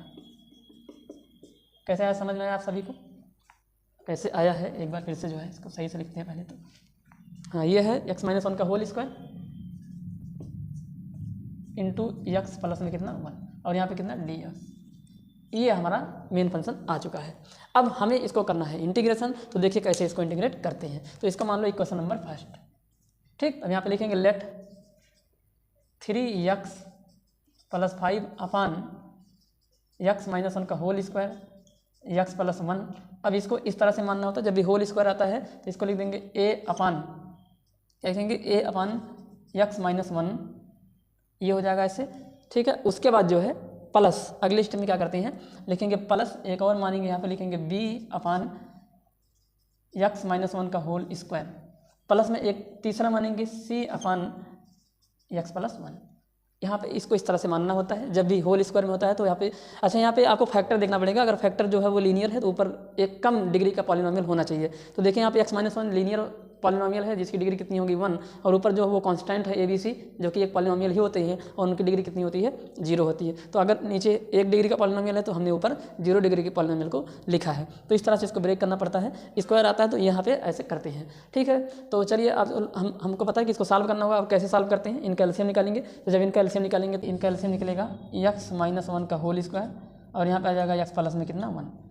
अब यहाँ पे तो ये एक बार ऐसे उतार लेते हैं 3x प्लस 5 अपान x माइनस 1 का होल स्क्वायर और यहाँ पे कितना x प्लस 1, ठीक है। अब ये देखिए इससे कट जाएगा लेकिन एक बार बचेगा भी, तो यहाँ पे हो जाएगा और बीच में एक को लिख साइन a इंटू x माइनस 1 आ जाएगा प्लस ये इससे कट गया तो ये आएगा। अच्छा यहाँ पे एक चीज़ और छूट रहा है, तो जब ये इससे एक बार कटा है तो एक बार बचा और साथ में ये भी बचेगा, तो यहाँ पे अपना जो हो जाएगा इंटू में x प्लस 1 भी आएगा यहाँ पे, ठीक है। और प्लस ये कट गया इससे तो बचा ये, तो इसका यहाँ पे b में मल्टीप्लाई होगा और यहाँ पे हो जाएगा x प्लस में कितना 1, तो ऐसे हो जाएगा। और उसके बाद प्लस अब की बार ये कट जाएगा तो ये बचेगा अपना और यहाँ पे हो जाएगा c x माइनस 1 का क्या है यहाँ पे होल स्क्वायर। तो ऐसे करेंगे। अब ये पूरा टर्म इससे कट चुका है और यहाँ पे हमारा आ जाएगा 3x plus 5 equal to a into x minus 1 into x plus 1 plus b into x plus 1 plus c into x minus 1 का होल स्क्वायर। अब यहाँ पे आने के बाद हमको करना ये होता है कि 3 वैल्यू यहाँ पे हम लोग रखेंगे, यहाँ पे x की 3 वैल्यू रखेंगे, कोई भी वैल्यू आप रख सकते हैं पर हमको ऐसे वैल्यू रखना है जिससे ये थोड़ा सिंप्लीफाई करने में आसानी हो। जैसे आप एक बार x बराबर 1 रख लेंगे तो ये वाला पूरा टर्म 0 बन जाएगा, ठीक है। यहाँ पे नहीं बनेगा, यहाँ पे भी बन जाएगा। एक बार x बराबर -1 रख लेंगे, एक बार यहाँ पे x बराबर 0 रख लेंगे, तो 3 वैल्यू यहाँ पे हम लोग यहाँ पे उठा के रखेंगे ताकि हमारे जो a b c हैं इनके वैल्यू हमें मिल सकें। तो यहाँ पे पुट करेंगे, पुट आप यहाँ पे कोई भी मान रख सकते हैं लेकिन हमको ऐसा मान रखना है कि थोड़ा सिंप्लीफाई करने में आसानी हो। तो जब यहाँ पे x बराबर 1 रखेंगे तो ये 0, ये भी 0, तो ये बच जाएगा। तो ये तो यहाँ पे रखेंगे पुट x बराबर 1, 0 नहीं कितना x बराबर 1। तो जब x बराबर 1 रखेंगे तो क्या बन जाएगा, तो रखेंगे यहाँ पे। तो जब यहाँ पे x बराबर 1 रखेंगे तो क्या बन जाएगा अपना यहाँ पे, तो 1 रखेंगे 3 बन जाएगा 3 में 5 जोड़ेंगे कितना आ जाएगा यहाँ पे 8 आ जाएगा इक्वल टू ये तो 0 बन जाएगा, ये भी 0 बन जाएगा क्योंकि 1 माइनस 1 0, 0 का सी में मल्टीप्लाई होगा 0, यहाँ पे 1 माइनस 1 0, जब ये 0 तो पूरा 0, तो अपना बचा यहाँ पे 1 b x प्लस 1, यहाँ पे 1 रखेंगे तो 1 प्लस 1 कितना हो जाएगा 2, तो कुल मिला के आ जाएगा यहाँ पे 2b इंप्लाई दैट अपना जो b की वैल्यू आ जाएगी वो 8/2 काट देंगे कितना हो जाएगा 4, तो इंप्लाई दैट b की जो वैल्यू आ जाएगी वो 4 के इक्वल आ जाएगी। तो ये b का मान निकला। फिर से पुट कर देंगे यहाँ पे, अब की बार क्या पुट करेंगे -1 पुट कर देंगे, तो यहाँ पे लिख देंगे अगेन पुट क्या लिखेंगे यहाँ पे अगेन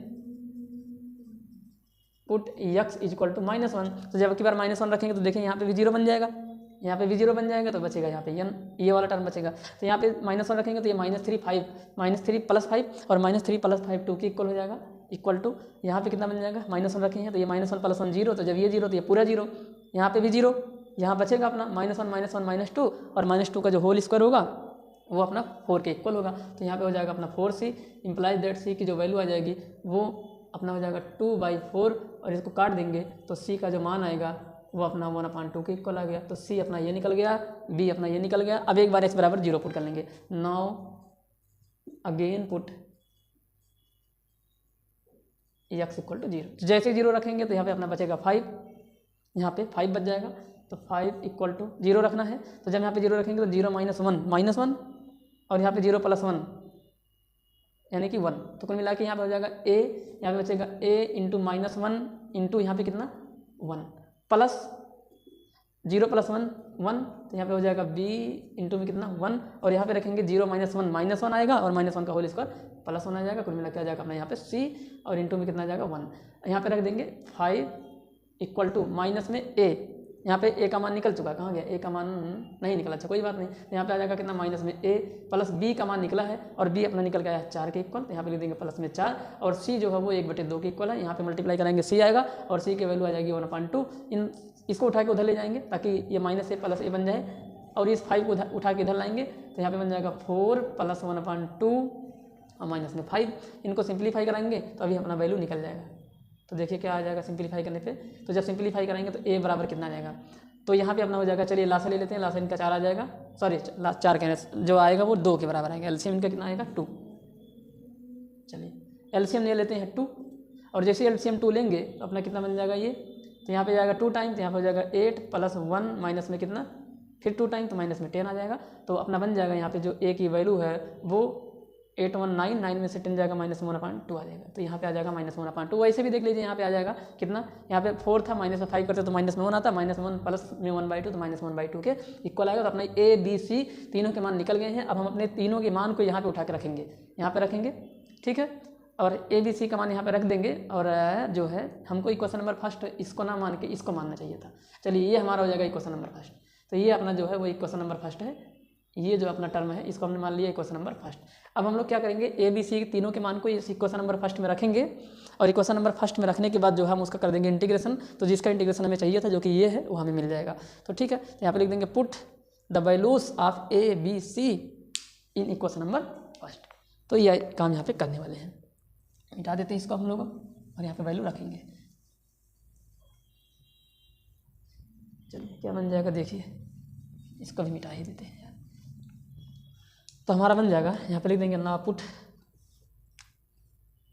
यहाँ से चालू करते हैं, now put values A B and C in equation number first. तो रख देंगे यहाँ पे, तो ये जो 3x + 5 है और अपान में है x - 1 का होल स्क्वायर इंटू में है x प्लस में 1, ये इक्वल हो जाएगा। a की वैल्यू -1/2 की इक्वल आई है तो यहाँ पे -1/2 अपान हो जाएगा x - में 1 प्लस b की वैल्यू किसके बराबर आई है, तो b अपना है जो है 4 के बराबर, तो ये हो जाएगा 4 यानी कि 4 और अपान में x - 1 का क्या होल स्क्वायर और प्लस में जो c निकल के आया है वो हमारा निकला है 1/2 की इक्वल। तो c की जगह लिख देंगे कितना, प्लस में 1/2 और अपान में जो है वो x + 1 हो जाएगा। तो ये हमारा सारी वैल्यू निकला था, हमने यहाँ पे उठा के इसको रखा, ऐसे आ जाएगा। अब हम लोग क्या करेंगे, इसका इंटीग्रेशन कर देंगे दोनों साइड। तो यहाँ पे लिख देंगे now integrating on both sides या इंटीग्रेट ऑन बोथ साइड्स, दोनों पक्षों का यहाँ पे हम लोग कर लेंगे क्या, समाकलन। तो दोनों पक्षों का समाकलन करने पर तो उसके लिए सबसे पहले यहाँ पे हमको मिटाना पड़ेगा। अब ये सारी चीज़ खत्म हो चुकी है और जैसे ही इंटीग्रेशन यहाँ करेंगे तो देखिए ये वैल्यू मिल जाएगी और इसी का हमें निकालना था इंटीग्रेशन, ठीक है। तो यहाँ पे इसको मिटा देते हैं,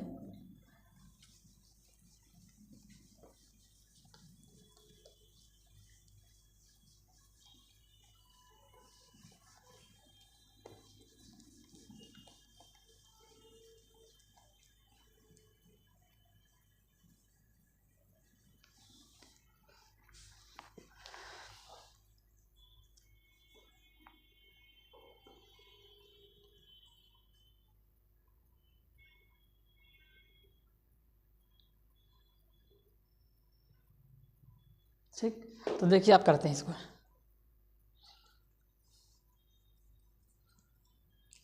तो यहाँ पे बन जाएगा integration of 3x + 5 upon x - 1 का whole square x + 1 dx equal to integration of minus में 1/2 और अपान में x - 1 dx प्लस अलग अलग इंटीग्रेशन कर लेंगे यहाँ पे। ठीक है, क्या करेंगे यहाँ पे अलग अलग इंटीग्रेशन करेंगे। तो देखिए कैसे करते हैं इसको। प्लस जब यहाँ इंटीग्रेशन की साइन लगाएंगे तो इंटीग्रेशन के रूल से सारा यहाँ पे अलग अलग हो जाएगा। ठीक है, तो जब सारा करेंगे तो यहाँ पे ऐसे बन जाएगा plus integration of 4 upon x - 1 का whole square dx plus integration of 1/2 upon x + 1 का, नहीं खाली x + 1 है, और यहाँ पे कितना dx। अब इंटीग्रेशन के रूल से कांस्टेंट बाहर हो जाएगा, तो यहाँ पे बन जाएगा माइनस में 1/2 बाहर, फिर इंटीग्रेशन हमको करना होगा 1/x - 1 dx, फिर प्लस 4 बाहर, कितना यहाँ पे बाहर हो जाएगा 4, और इंटीग्रेशन अपना बन जाएगा यहाँ पे 1/x - 1 का होल स्क्वायर, फिर यहाँ पे क्या dx प्लस 1/2 बाहर हो जाएगा, और इंटीग्रेशन अपना बन जाएगा 1/x + 1 और यहाँ पे कितना dx। तो चलिए इसको इंटीग्रेट करते हैं और जो इंटीग्रेशन की वैल्यू आएगी उनको थोड़ा अपना जो है अरेंज करेंगे और हमारा आंसर आ जाएगा। तो देखिए कैसे करते हैं यहाँ पे। हाँ, तो अब हमारा यहाँ पे जो 1/x - 1 है उसका जो इंटीग्रेशन होगा वो लॉग मॉड में x - 1 हो जाएगा। ठीक है, तो यहाँ पे बन जाएगा -1/2 और इसका जो इंटीग्रेशन होगा वो अपना लॉग मॉड में x - 1 के इक्वल। मॉड लगाते हैं क्योंकि लॉग कभी भी नेगेटिव नंबर का नहीं निकलता है, +4 हो जाएगा। और इसका जो इंटीग्रेशन आएगा वो क्या आएगा, हम लोग क्या करते हैं ना, इसको यहाँ पे टी पुट कर लेते हैं, तो अभी ये थोड़ा सा आसान हो जाएगा। अब या वैसे भी आप सभी को पता है कि 1/, चलिए यहाँ पे टी पुट करके करते हैं ताकि आप लोगों को समझ में आ जाए। तो यहाँ पे लिख देंगे पुट, यहाँ पे जो है पुट कर देंगे क्या, पुट x - 1 = t। तो अगर हम x - 1 को टी पुट किए हैं तो यहाँ पे dx किसके बराबर हो जाएगा, तो dx हो जाएगा अपना कितना dx dt के बराबर आएगा। तो यहाँ पे बन जाएगा 1/4 into integration of 1/t put किए तो t का स्क्वायर हो जाएगा, और dx की जगह रख लिया अपना क्या dt, और प्लस में इसका इंटीग्रेशन हो जाएगा जैसे आगे का हुआ है log मॉड में x प्लस में कितना 1। ठीक है, तो यहाँ पे इस तरह से किया जाएगा, और प्लस में कर लेते हैं यहाँ पे c, सब log में आ रहा है तो चलिए ठीक है, देखते हैं प्लस में c हो जाएगा। आगे क्या बन जाएगा अपना यहाँ पे -1/2 log मॉड में x - 1 x - 1 है। ठीक है, x - 1 ये मॉड है, प्लस में 4। अब टी स्क्वायर का क्या हो जाएगा, ये जाएगा ऊपर, तो ये जब ऊपर जाएगा तो टी की पावर -2 बनेगी, फार्मूला लगेगा, तो बन जाएगा अपना क्या, तो बन जाएगा टी की पावर -2 प्लस में 1 अपान -2 प्लस में 1, यानी कि x की पावर n वाले फार्मूले से इसको हम लोग इंटीग्रेट करेंगे, जो कि होता है x की पावर n + 1 अपान n + 1, यही होता है ना। और यहाँ पे अपना बन जाएगा, यहाँ पे क्या ब्रैकेट क्लोज कर लेंगे, और प्लस में जो है वो 1/2 log मॉड में x प्लस में 1 आ गया, और प्लस में क्या आ गया c आ गया। और इसको थोड़ा सा और सिंप्लीफाई करेंगे तो -1/2, और यहाँ पे बन जाएगा जो है, या एक काम करते हैं इतना बड़ा बार बार नहीं लिखेंगे, तो देखिए यहाँ पे प्लस में 1/2 तो इसको पहले लिख लो।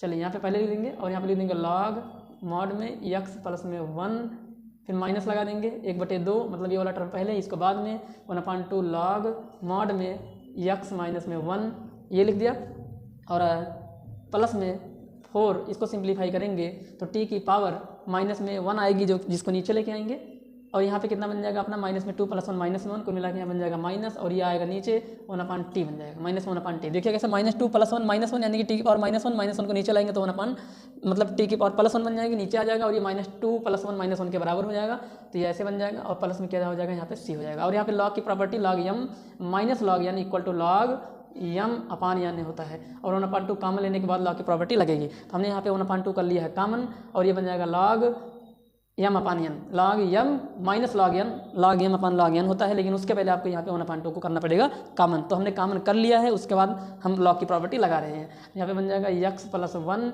और अपान में x - 1, और यहाँ पे लगाएंगे मॉड, और प्लस में हो जाएगा 4, प्लस क्या माइनस बन जाएगा, यहाँ से जो है ये अंदर ब्रैकेट जब खुलेगा, तो जब यहाँ पे ब्रैकेट खुलेगा तो ये माइनस हो जाएगा, माइनस में 4, और अपान में t हमने क्या माना है, t माना है हम x - 1, तो 4 अपान में x - 1 हो जाएगा, और प्लस में क्या हो जाएगा c हो जाएगा, यही हो जाएगा हमारे इस क्वेश्चन का आंसर। तो एक बार चेक करते हैं, उसके बाद देखते हैं कि सही है कि गलत है, वरना फिर इसको यहाँ पे दूसरे ढंग से लगाएंगे, देखेंगे क्या कहाँ मिस्टेक है।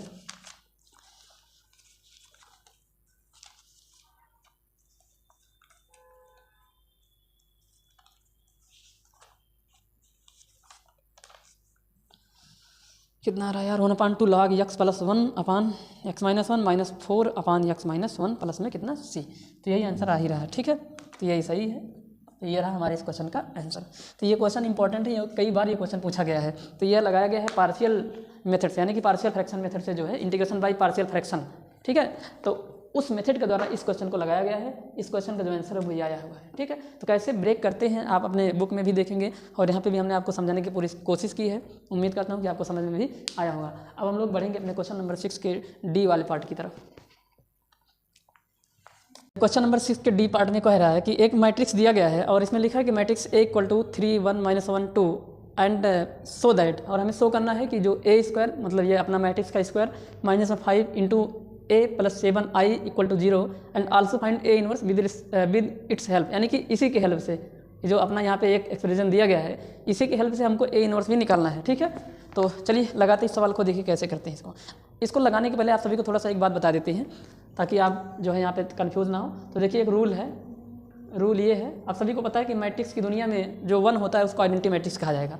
तो कभी भी अगर आपको A इंटू A इनवर्स दिख जाए तो ये अपना I के बराबर होगा। A इनवर्स इंटू A किसके बराबर होगा, I के बराबर होता है, ठीक है। तो यहाँ आपको ध्यान में रखना होगा, ठीक है। तो देखिए कैसे करते हैं सवाल को। सबसे पहले तो यही हम शो करेंगे। तो ये शो करने के लिए हमको A² चाहिए, यानी कि मैट्रिक्स A का A में मल्टीप्लाई कराएंगे। तो अगर अपने पास जो है वो A मैट्रिक्स इसके बराबर है तो A² सबसे पहले निकालेंगे। तो A² मतलब A इंटू A, और A इंटू A का मतलब मैट्रिक्स A जो कि अपना है 3 1 -1 और 2, और इसी का जो है इसी मल्टीप्लाई कराएंगे। तो क्या बन जाएगा यहाँ पे 3 1 -1 2। अब मल्टीप्लाई कराना स्टार्ट करते हैं। आपको पता है कि मल्टीप्लाई कराने के लिए रो टू कॉलम चलते हैं, यानी कि हर एक रो का हर एक कॉलम में कराएंगे। और मल्टीप्लाई तभी पॉसिबल है जब पहले वाले मैट्रिक्स का कॉलम दूसरे वाले रो के इक्वल हो, यानी कि दूसरे वाले मैट्रिक्स के रो के इक्वल हो। तो पहले में कितने कॉलम है, 2, दूसरे में रो कितने हैं, 2, तो दोनों आपस में इक्वल हो गए, तो इस वजह से यह बनेगा, मतलब मल्टीप्लाई यहाँ पे पॉसिबल हो सकता है। तो चलिए कराते हैं। तो मैं कैसे कराएंगे, रो टू कॉलम, यानी कि इधर बढ़ेंगे फिर इधर बढ़ेंगे। तो इसका इसमें कराएंगे तो 3 तरीका 9 हो जाएगा, फिर इसका इसमें कराएंगे तो माइनस में कितना हो जाएगा, 1 हो जाएगा। फिर इसी रो का दूसरे वाले कॉलम में कराएंगे तो 3 1 यहाँ पे आ जाएगा 3, और यहाँ पे कराएंगे तो प्लस में कितना आ जाएगा 2। जोड़ते हैं करा के, अब यहाँ पे माइनस आ रहा था प्रोडक्ट, इसी वजह से यहाँ पे माइनस लग गया। अब पहले वाले रो का कराएंगे हर जगह, तो माइनस का 1 का 3 में तो माइनस में 3, और यहाँ पे कराएंगे तो माइनस में आ जाएगा कितना 2, और इसका यहाँ कराएंगे तो माइनस में 1, और इसका यहाँ कराएंगे तो प्लस में कितना आ जाएगा 4। इनको सिंप्लीफाई कराएंगे तो यहाँ पे अपना बन जाएगा 9 में से बन जाएगा 8 आ जाएगा, और यहाँ पे अपना आ जाएगा 5, और यहाँ पे अपना माइनस में 5, और यहाँ पे अपना हो जाएगा कितना भैया, यहाँ पे हो जाएगा अपना प्लस में 3। तो ये अपना A² आया हुआ है।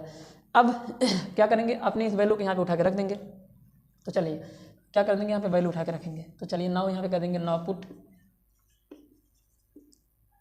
वैल्यू पुट करेंगे तो A² कहाँ पे पुट करेंगे, यहीं पे, यानी कि A² माइनस में 5A प्लस में 7I = 0। और I आइडेंटिटी मैट्रिक्स है, और यहाँ पे I कितने ऑर्डर का लिया जाएगा, जितने ऑर्डर का हमारा गिवन मैट्रिक्स होगा। तो अपना जो I होगा वो ऐसे हो जाएगा 1 0 0 1, ऐसे 2 × 2 ऑर्डर का लिया जाएगा। तो रखेंगे यहाँ पे A² की वैल्यू किसके बराबर आई है, ये आया है अपना A² है 8 5 -5 3 माइनस में 5 इंटू A कितना है 3 1 माइनस में 1 2, और इसका हम लिए हैं LHS साइड, यहाँ पे लिए हैं कौन सा साइड, LHS, यानी कि लेफ्ट हैंड साइड में हम लोग सारी वैल्यू को रख के 0 के बराबर लेके आएंगे, ठीक है। और यहाँ पे अपना हो जाएगा ब्रेकेट क्लोज, ब्रेकेट नहीं, ये मैट्रिक्स बंद हो जाएगा अपना, और प्लस में 7 इंटू I का मान रख लेंगे यहाँ पे, जो कि ये अपना 1 0 0 और 1 है। तो यहाँ पे जो है इसको मिटा देते हैं, हम समझाने के लिए था ये सब, एक रूल है, ठीक है। अब क्या बन जाएगा, देखिए अब हमारे पास आ जाएगा कितना 8 5 -5 3 माइनस, अब यहाँ मल्टीप्लाई करेंगे, सब एलिमेंट में कराते हैं। तो यहाँ पे आ जाएगा 15, और यहाँ पे आ जाएगा 5 माइनस में 5 10 आ जाएगा यहाँ पे, और यहाँ पे कराएंगे क्या बन जाएगा 7 का कराएंगे 7 0 0 7। अब तीनों को सॉल्व कर लेंगे। तो कैसे सॉल्व करेंगे, देखिए इन दोनों को घटा देंगे और उसको जोड़ देंगे। तो घटाएंगे, चलिए पहले 2 को सॉल्व कर लेते हैं। तो कितना बन जाएगा 8 से 15 जाएगा कितना जाएगा माइनस में 7, 5 से 5 जाएगा कितना जाएगा 0, -5 घटा रहे ना, ध्यान से देखिए, ये प्लस बन जाएगा तो यहाँ पर आ जाएगा 0। क्यों, क्योंकि भाई जब भी घटाएंगे तो इसके साइन चेंज कर देते हैं, तो यहाँ पे 0 आ जाएगा, ठीक है। और यहाँ पे कितना बन जाएगा माइनस में 7 आ जाएगा, और यहाँ पे जो है प्लस में 7 0 0 7, अब ये किसके इक्वल होगा, तो यहाँ पे देखिए इसको यहाँ पे कर लेते हैं, इम्प्लाइज दैट, अब यहाँ पे इनको जोड़ेंगे तो -7 + 7 किसके बराबर आएगा, यहाँ पे 0 के बराबर आएगा, और 0 में 0 जुड़ेगा तो कितना आ जाएगा, 0 आ जाएगा, 0 में 0 जुड़ेगा कितना आ जाएगा, 0 आ जाएगा, और यहाँ पे -7 + 7 कितना आ जाएगा, यहाँ पे 0 आ जाएगा, और 0 जो है यहाँ पे अपने मतलब ये अपना ये नल मैट्रिक्स बन चुका है, और इसको हम लोग 0 के बराबर लिख देंगे, तो हेंस LHS, और ये अपना RHS है, तो जो LHS है वो RHS के बराबर आ चुका है, यहाँ पे 0 मैट्रिक्स आ गया है, और हमें 0 के ही इक्वल इसको 0 मैट्रिक्स लिखना चाहिए, लेकिन ठीक है ऐसे लिखा है, मतलब आप ये समझें कि ये 0 मैट्रिक्स लिखा गया है, तो हमारा ये जो रिजल्ट है वो प्रूफ हो चुका है, यानी कि ये वाली सारी चीज़ जो है वो 0 के बराबर आ चुकी है। तो ये रहा हमारा इस क्वेश्चन का पहला वाले पार्ट का सोल्यूशन। अब हम लोग इसी की हेल्प से हमसे बोल रहे हैं ए इनवर्स भी निकालिए, तो देखिए कैसे निकालते हैं ए इनवर्स इसके हेल्प से। तो इसके लिए हम क्या करेंगे, इसको सबसे पहले तो मिटा ही देते हैं। देखिए कैसे करते हैं, तो हमको दिया क्या है, यहाँ पे लिख देंगे, हमको यहाँ पे लिखेंगे बिकॉज गिवन दैट क्या दिया है कि जो a² है माइनस में 5a है प्लस में 7i है इक्वल टू क्या है 0। अब हम लोग ना ए इनवर्स से दोनों तरफ मल्टीप्लाई करा देंगे और प्री मल्टीप्लाई कराएंगे, मल्टीप्लाई बाई या ऐसा लिख देंगे by pre multiplication of A inverse. Pre का मतलब होता है कि आगे की तरफ से ए इनवर्स से मल्टीप्लाई कराएंगे, बाई प्री या प्री नहीं पोस्ट कराएंगे, क्या कराएंगे यहाँ पे पोस्ट मल्टीप्लिकेशन कराते हैं, by post multiplication of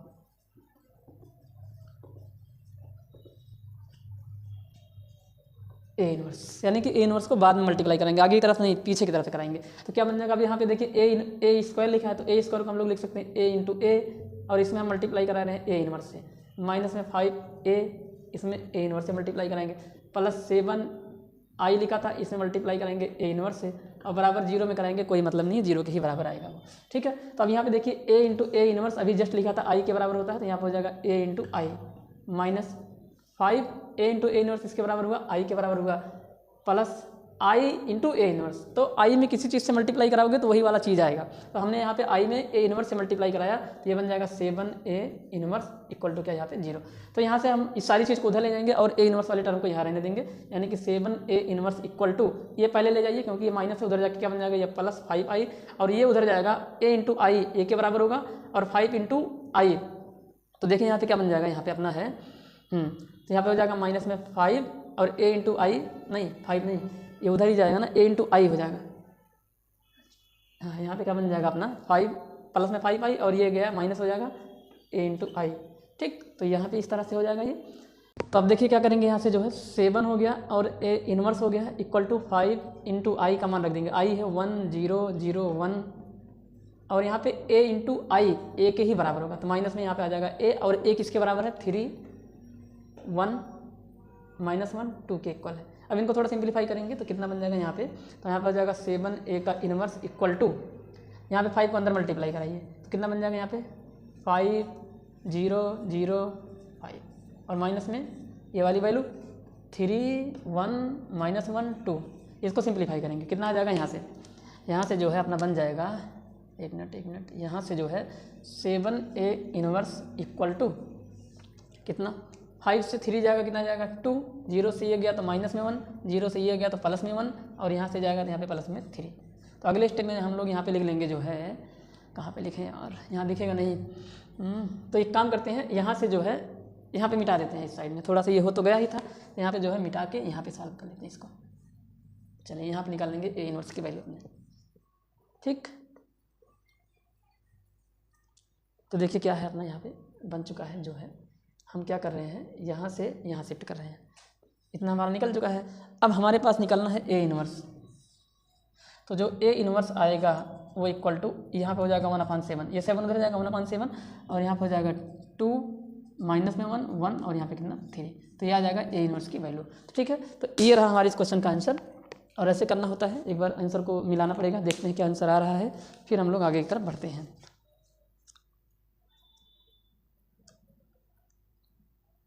answer है 2 - 1 1/3, और यहाँ पे 1/7 आ गया। तो ये रहा हमारी इस क्वेश्चन का आंसर। तो इस तरह से हुआ क्वेश्चन नंबर 6 का डी वाला पार्ट। अब हम लोग बढ़ते हैं अपने क्वेश्चन नंबर 6 के ई वाले पार्ट की तरफ, ठीक। चलिए देखिए क्वेश्चन नंबर 6 के ई पार्ट में, क्वेश्चन नंबर 6 के ई पार्ट में बोल रहा है कि करा कि so that the semi vertical angle of right circular cone of maximum volume end of given slant height is tan−1√2। मतलब हमारे पास एक मैक्सिमम वॉल्यूम का जो है कोन है और हमें प्रूफ करना है कि उसका जो सेमी वर्टिकल एंगल है, यानी सेमी वर्टिकल एंगल का मतलब ये होगा कि कोन के वर्टेक्स पे जो एंगल बना है उसका हाफ जो होगा वो tan−1√2 के इक्वल होगा। और यहाँ पे हमें गिवन है कि जो उसकी स्लेंट हाइट है वो गिवन है। तो आप सभी को पता है कि ये एप्लीकेशन ऑफ डेरिवेटिव चैप्टर का क्वेश्चन है और इसमें दो बातें ध्यान में रखनी होती है। पहला मतलब जिसको मैक्सिमम या जिसको मिनिमम के लिए बोलेगा वो हमारा फंक्शन होगा, उसी को डिफ्रेंशिएट करना है। और दूसरा जो चीज़ गिवन होती है वो हमारी कांस्टेंट हो जाती है। तो इन दो बातों का ध्यान रखते हुए इस क्वेश्चन को लगाया जाएगा। तो देखिए कैसे करते हैं इस क्वेश्चन को। तो हमारे पास एक कोन है, उसका जो वॉल्यूम है वो मैक्सिमम, यानी कि वॉल्यूम को यहाँ पे हमें डिफ्रेंशिएट करना होगा और स्लेंट हाइट गिवन है। तो एक कोन हमारे पास ये है, ठीक है। तो ये हमारे पास एक कोन हो गया और हम मान लेंगे कि इस कोन की जो रेडियस है वो स्मॉल में r है और इसकी स्लेंट हाइट तो L मान लेंगे जो कि गिवन है, तो ये कांस्टेंट हो जाएगी। और इसके जो है वर्टिकल हाइट को h से, मतलब वर्टिकल हाइट को h मान लेंगे। तो हमारे पास दो वेरिएबल हो जाएगा, एक h दूसरा क्या r। L गिवन है तो इसलिए ये कांस्टेंट हो जाएगा। तो ये O हो गया, इस पॉइंट को A और इसको यहाँ पे B नाम दे देते हैं। तो सेमी वर्टिकल एंगल का मतलब ये हो गया कि हमारे पास ये जो कोन बना हुआ है इसका ये जो पूरा एंगल इसको हम लोग बोलते हैं वर्टिकल एंगल। तो इसका जो हाफ है वो ये है, तो इसको मान लेते हैं कि ये थीटा है। तो हमें प्रूव करना है कि जो tan थीटा है, नहीं मतलब जो अपना जो सेमी वर्टिकल एंगल है थीटा, हमने माना है कि जो सेमी वर्टिकल एंगल है वो क्या है, थीटा है। और हमें प्रूव करना है कि जो थीटा है, यहाँ पे लिख देंगे लेट थीटा बी द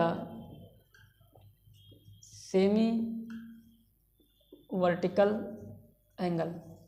मान लेंगे कि जो थीटा है वो सेमी वर्टिकल एंगल है और हमें प्रूव करना है, यानी कि टू प्रूफ, हमें प्रूव करना है कि जो अपना थीटा है वो tan−1√2 के इक्वल है। ये चीज़ हमें प्रूव करनी है।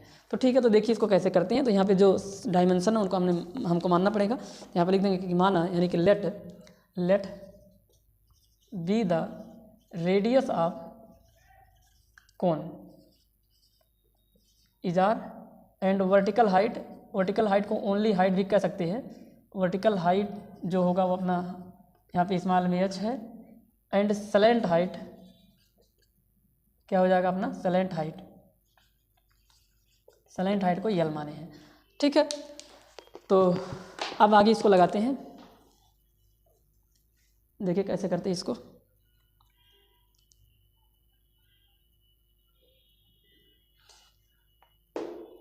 तो यहाँ पे वॉल्यूम मैक्सिमम बोल रहा है, यानी कि वॉल्यूम ही हमारा फंक्शन होगा। बस ध्यान रहे कि उसमें जो दो वेरिएबल नहीं होना चाहिए, क्योंकि उसी को डिफरेंशिएट करेंगे, एक वेरिएबल होना चाहिए वहाँ पे।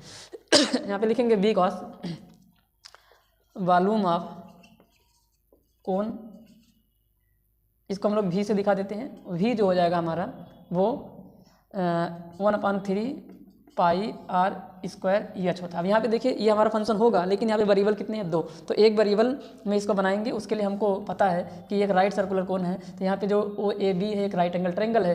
तो इसको एक क्वेश्चन नंबर फर्स्ट मान लेंगे। यहाँ पे लिख देंगे but we know that L square equal to EH square plus में R का स्क्वायर। तो यहाँ पे अपने पास जो है L स्क्वायर मतलब जो EH स्क्वायर है वो किसके इक्वल है, ये EH स्क्वायर प्लस में R के स्क्वायर, क्योंकि ये अपना पाइथागोरस थ्योरम फॉलो करेगा। तो EH अपना यहाँ पे हाइपोटेनस हो जाएगा, ठीक है। तो ये अपना बन जाएगा। तो यहाँ से हम R स्क्वायर की वैल्यू निकालेंगे तो आसान रहेगा यहाँ पे। तो एक वेरिएबल में ये कन्वर्ट हो जाएगा, तो ये बन जाएगा L स्क्वायर माइनस में EH का क्या, स्क्वायर। तो यहाँ से हमने R स्क्वायर की वैल्यू निकाली है। अब इस R स्क्वायर की वैल्यू को हम अपने इक्वेशन नंबर फर्स्ट में पुट कर देंगे। तो now put value of R square in equation number first. तो रखेंगे यहाँ पे क्या बन जाएगा वॉल्यूम हमारा। तो हमारा जो वॉल्यूम होगा वो हो जाएगा अपना क्या, v equal to 1/3 pi R square किसका इक्वल है, L स्क्वायर माइनस में EH स्क्वायर। तो L स्क्वायर माइनस में EH स्क्वायर और इसको रख देंगे ब्रैकेट में, और इंटू में जो है क्या है अपना EH है, इंटू में हो गया EH, ठीक। तो ये अब हमारा फंक्शन एक वेरिएबल में जो है वो आ चुका है। अब इसी को डिफरेंशिएट करेंगे और डिफरेंशिएट करके जो है क्रिटिकल पॉइंट निकालेंगे, मतलब उस डिफरेंशिएशन को 0 के बराबर। तो ये हमारा फंक्शन मतलब 0 के बराबर करके, तो ये हमारा फंक्शन जो है वो H में आ चुका है। तो हम लोग इसको f ऑफ EH लिख सकते हैं। तो f ऑफ EH 1/3 यहाँ मल्टीप्लाई कर लेंगे तो पाई L स्क्वायर और EH माइनस, और यहाँ पे कितना आ जाएगा 1/3 पाई एच का क्यूब आ गया। तो ये हमारा फंक्शन एफ ऑफ एच निकल चुका है। अब हमें क्या करना होगा, एक बार ध्यान से सुन लीजिए। अब हम निकालेंगे एफ डैश एच, उसके बाद एफ डैश एच को जो है 0 के बराबर करके क्रिटिकल पॉइंट निकालेंगे, और हम यहाँ पे ही निकाल के रखे रहेंगे एफ डबल डैश एच, ठीक। तो उस क्रिटिकल पॉइंट को एफ डबल डैश एच में रखेंगे। अगर F double dash H critical point रखने के बाद निगेटिव आएगा तो वो जो क्रिटिकल पॉइंट होगा उस पर मैक्सिमम वैल्यू मिलेगा, अगर पॉजिटिव आएगा तो मिनिमम वैल्यू मिलेगा। तो ये काम हम यहाँ पे करने वाले हैं। तो चलिए यहाँ पे हम लोग डबल डैश भी निकाल लेते हैं। सबसे पहले तो जो है सिंगल डैश निकालेंगे, उसके बाद हम लोग निकालेंगे डबल डैश। तो यहाँ पे लिख देंगे now differentiate the given function with respect to H, लिख देंगे यहाँ पे now differentiate with respect to H. H के रिस्पेक्ट में डिफरेंशिएट करेंगे तो यहाँ पे हो जाएगा F dash H equal to 1/3 constant हो गया, पाई कॉन्स्टेंट हो गया, एल स्क्वायर भी कॉन्स्टेंट, और एच का जो डिफरेंशिएशन होगा एच के रिस्पेक्ट में 1 हो जाएगा, इंटू में 1 माइनस 1/3 पाई कॉन्स्टेंट और 3 एच स्क्वायर, एच क्यूब का हो जाएगा अपना 3h स्क्वायर, तो 3 से 3 कैंसिल हो जाएगा। तो एफ डैश एच की जो वैल्यू आएगी वो किसके इक्वल आएगी, तो यहाँ पे बन जाएगा अपना 1/3 पाई एल का स्क्वायर माइनस यहाँ पे हो जाएगा अपना कितना पाई एच का क्या स्क्वायर। तो ये अपना आ जाएगा एफ डैश एच की वैल्यू। अब हम लोग क्या करेंगे, यहीं से जो है एफ डबल डैश एच भी निकाल लेंगे, यानी कि इसी को एक बार दोबारा से डिफरेंशिएट कर देंगे। यहाँ पे लिख देंगे now again differentiating with respect to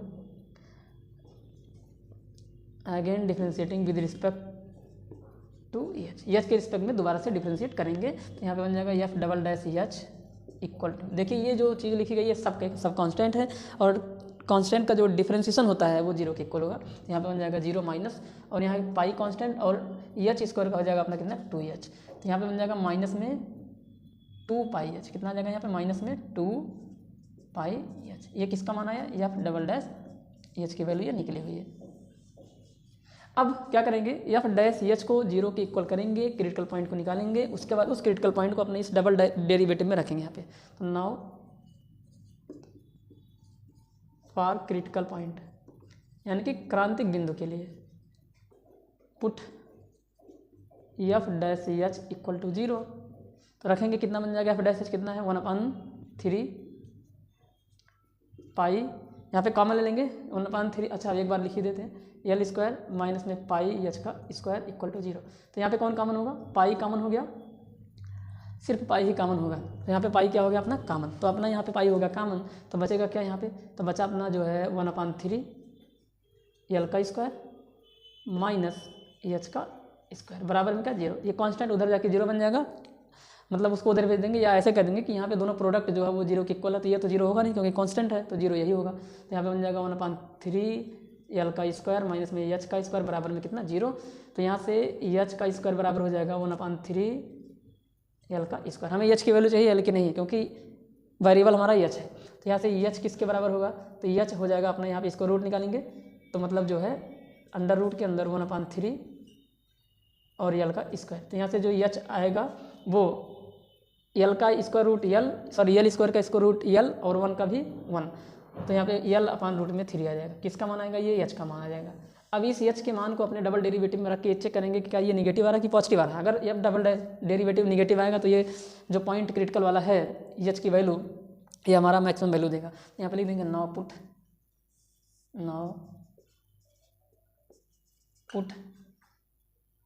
value of H in F double dash H, तो रखेंगे यहाँ पे कितना बन जाएगा ये, तो एफ डबल डैश एच की जगह पे क्या लिख देंगे, यहाँ पे एच की जगह रखेंगे एल अपान रूट में 3 इक्वल टू, तो यहाँ पे हो जाएगा माइनस में 2 पाई एच लिखा है और एच की जगह रख देंगे एल अपान रूट में क्या 3। तो देखिए इसको सिंप्लीफाई करेंगे तो ये सब यहाँ तक सब पॉजिटिव है, यहाँ पे निगेटिव से मल्टीप्लाई हो रहा है, तो यहाँ पे ये वैल्यू निकल के आ गई निगेटिव। तो अगर ये वैल्यू निगेटिव आ गई तो इट मीन्स, अब यहाँ लिख देंगे hence H equal to L upon root 3 is maximum point. तो ये मैक्सिमम पॉइंट है, अगर ये मैक्सिमम पॉइंट है तो इस पर जो वैल्यू आएगी वो मैक्सिमम वैल्यू आएगी, ठीक है। तो यहाँ पे जो है मतलब एच की जो वैल्यू है वो निगेटिव आ गई है, ये वाली एच की वैल्यू, इसलिए जो एच की ये वैल्यू होगी इस पर मैक्सिमम फंक्शन मिलेगा, यानी कि जो वॉल्यूम है अपना वो मैक्सिमम मिल जाएगा इस पर। अब हम लोग क्या करेंगे, अब देखिए ध्यान से, मतलब अब ये पता चल चुका है कि ये जो एच की वैल्यू है ये मैक्सिमम वॉल्यूम देगा, यानी कि हाइट को, मतलब हाइट की ये वैल्यू अगर रहेगी तो जो वॉल्यूम आएगा वो क्या आएगा, मैक्सिमम आएगा। तो अब चलिए क्या करते हैं, जो हमें प्रूव करना है उसको यहाँ पे देखते हैं। तो इसको मिटा देते हैं अब। तो देखिए क्या करेंगे अब इसके लिए जो है, अब हमारा निकला क्या है, तो हमारा जो है निकल चुका है कि जो एच है वो L/√3 के इक्वल है। ठीक है, L/ कितना आ गया, √3, और हमें प्रूफ करना है कि ये tan इनवर्स √2 के इक्वल है। ठीक है, तो यहाँ से एच स्क्वायर किसके इक्वल आएगा, या एक काम कर लेते हैं, जो है यहाँ से जो है एच हमें रिलेशन चाहिए जो है, ठीक है कोई बात नहीं, यहाँ जो है चलिए ठीक है, यहाँ से एच स्क्वायर की वैल्यू किसके बराबर होगी, तो यहाँ हो जाएगा L स्क्वायर अपान में कितना 3, तो इधर क्रॉस मल्टीप्लाई कराएंगे तो यहाँ आ जाएगा 3H का स्क्वायर बराबर में कितना L का स्क्वायर। तो L के स्क्वायर की जगह पे हम लोग रख लेंगे अपना क्या 3H का स्क्वायर। हम यहाँ पे लिख देंगे put value in L square equal to H square plus में क्या R का स्क्वायर। तो यहाँ पे वैल्यू रखेंगे, L स्क्वायर की जगह क्या रख देंगे 3H स्क्वायर, तो ये हो जाएगा 3H स्क्वायर माइनस में H स्क्वायर, ये प्लस H का स्क्वायर इधर लेके आए हैं और बराबर में कितना हो गया R का स्क्वायर हो गया। ठीक है, तो अब यहाँ पे 3H स्क्वायर से H स्क्वायर जाएगा तो कितना आ जाएगा यहाँ पे 2H square equal to R का स्क्वायर। ठीक, तो यहाँ पे अब अगला क्या हो जाएगा, आगे हो जाएगा हमारा हो जाएगा, अगर मैं इस H स्क्वायर को उधर लेके जाऊँ तो क्या बन जाएगा यहाँ से, तो 2 इक्वल टू आ जाएगा R का स्क्वायर और अपान में कितना H का स्क्वायर। अब यहाँ पे देखिए, तो यहाँ पे R/H का क्या whole square equal to R/H का होल स्क्वायर इक्वल टू यहाँ पे कितना आ जाएगा 2, तो यहाँ से R/H किसके इक्वल होगा, तो यहाँ पे आ जाएगा रूट में कितना 2। अब चित्र में ध्यान से देखिए R/H, R क्या है, थीटा के सामने है, जो कि अपना हो जाएगा परपेंडिकुलर, यानी कि ये परपेंडिकुलर लिखा गया है, और जो H है वो अपना बेस हो जाएगा, यानी कि ये लिखा गया लंब बटे आधार, यानी कि परपेंडिकुलर। देखिए राइट एंगल ट्रेंगल है ना, यहाँ पे OAB एक राइट एंगल ट्रेंगल है, और राइट एंगल ट्रेंगल में एंगल के सामने जो साइड होती है उसको हम लोग परपेंडिकुलर कहते हैं। तो ये अपना हो जाएगा परपेंडिकुलर, यहाँ पे लिख देंगे ये परपेंडिकुलर है, और ये अपना क्या हो जाएगा बेस, और परपेंडिकुलर अपान बेस tan के इक्वल होता है, और यहाँ पे जो थीटा होगा वही लिया जाएगा, तो यहाँ पे tan थीटा है, तो tan थीटा की वैल्यू आ जाएगी अपने कितने रूट में 2। अब इसको मिटा देते हैं, क्योंकि ये दिखा रहे थे कि हाँ ये बेस को दिखा रहा है और ये परपेंडिकुलर को दिखा रहा है, तो tan थीटा √2 के इक्वल है, तो जो थीटा है वो अपना tan इनवर्स √2 आ गया। तो जो चीज़ हमें प्रूव करनी थी वो चीज़ हमको मिल चुकी है। तो इस तरह से आपको अपने एग्जाम में करना है। तो ये रहा हमारा क्वेश्चन नंबर 6 का ई वाला पार्ट। आपको इस तरह के क्वेश्चन में या इस चैप्टर में आपको ध्यान देना है मैक्सिमम या मिनिमम में, इस तरह के क्वेश्चन में कि जो चीज़ गिवन होगी वो हमारा कांस्टेंट हो जाएगा, और जिसके बारे में मैक्सिमम या मिनिमम बोला होगा वही हमारा फंक्शन होगा, बट वहाँ पे ध्यान रहे कि उसको एक वेरिएबल में उठा के लेके आना होता है। ठीक है, तो इन्हीं सब बातों को यहाँ पे फॉलो किया गया है, और इस तरह से ये क्वेश्चन लगा। थोड़ा सा यहाँ पे आपको और सिंप्लीफाई करना पड़ेगा, क्योंकि यहाँ पे H और यहाँ पे मतलब H और L में रिलेशन आ गया था, और हम देख पा रहे हैं कि जो tan का रिलेशन बनेगा वो H और R में बनेगा, तो इसलिए यहाँ से हम L को हटाएं और हम अपना रिलेशन ले आया किसके बीच में, R और H के बीच में, क्योंकि यहाँ पे दिख ही रहा है कि tan का जो भी रिलेशन आएगा वो R और H के बीच आने वाला है। तो यहाँ से हमने निकाल लिया R/H की वैल्यू, और हम चित्र में देख पा रहे हैं कि जो R है वो परपेंडिकुलर है और जो H है वो बेस है, और परपेंडिकुलर अपान बेस tan के इक्वल होता है, तो tan थीटा की वैल्यू √2 के इक्वल, तो थीटा की वैल्यू आ जाएगी tan इनवर्स √2 के बराबर। तो इस तरह से हुआ क्वेश्चन नंबर 6 का ये पार्ट। अब हम लोग बढ़ेंगे अपने क्वेश्चन नंबर 7 की तरफ, जो कि अपने नेक्स्ट क्लास में करेंगे। तो आज के लिए बस इतना ही, मिलते हैं अपने नेक्स्ट क्लास में।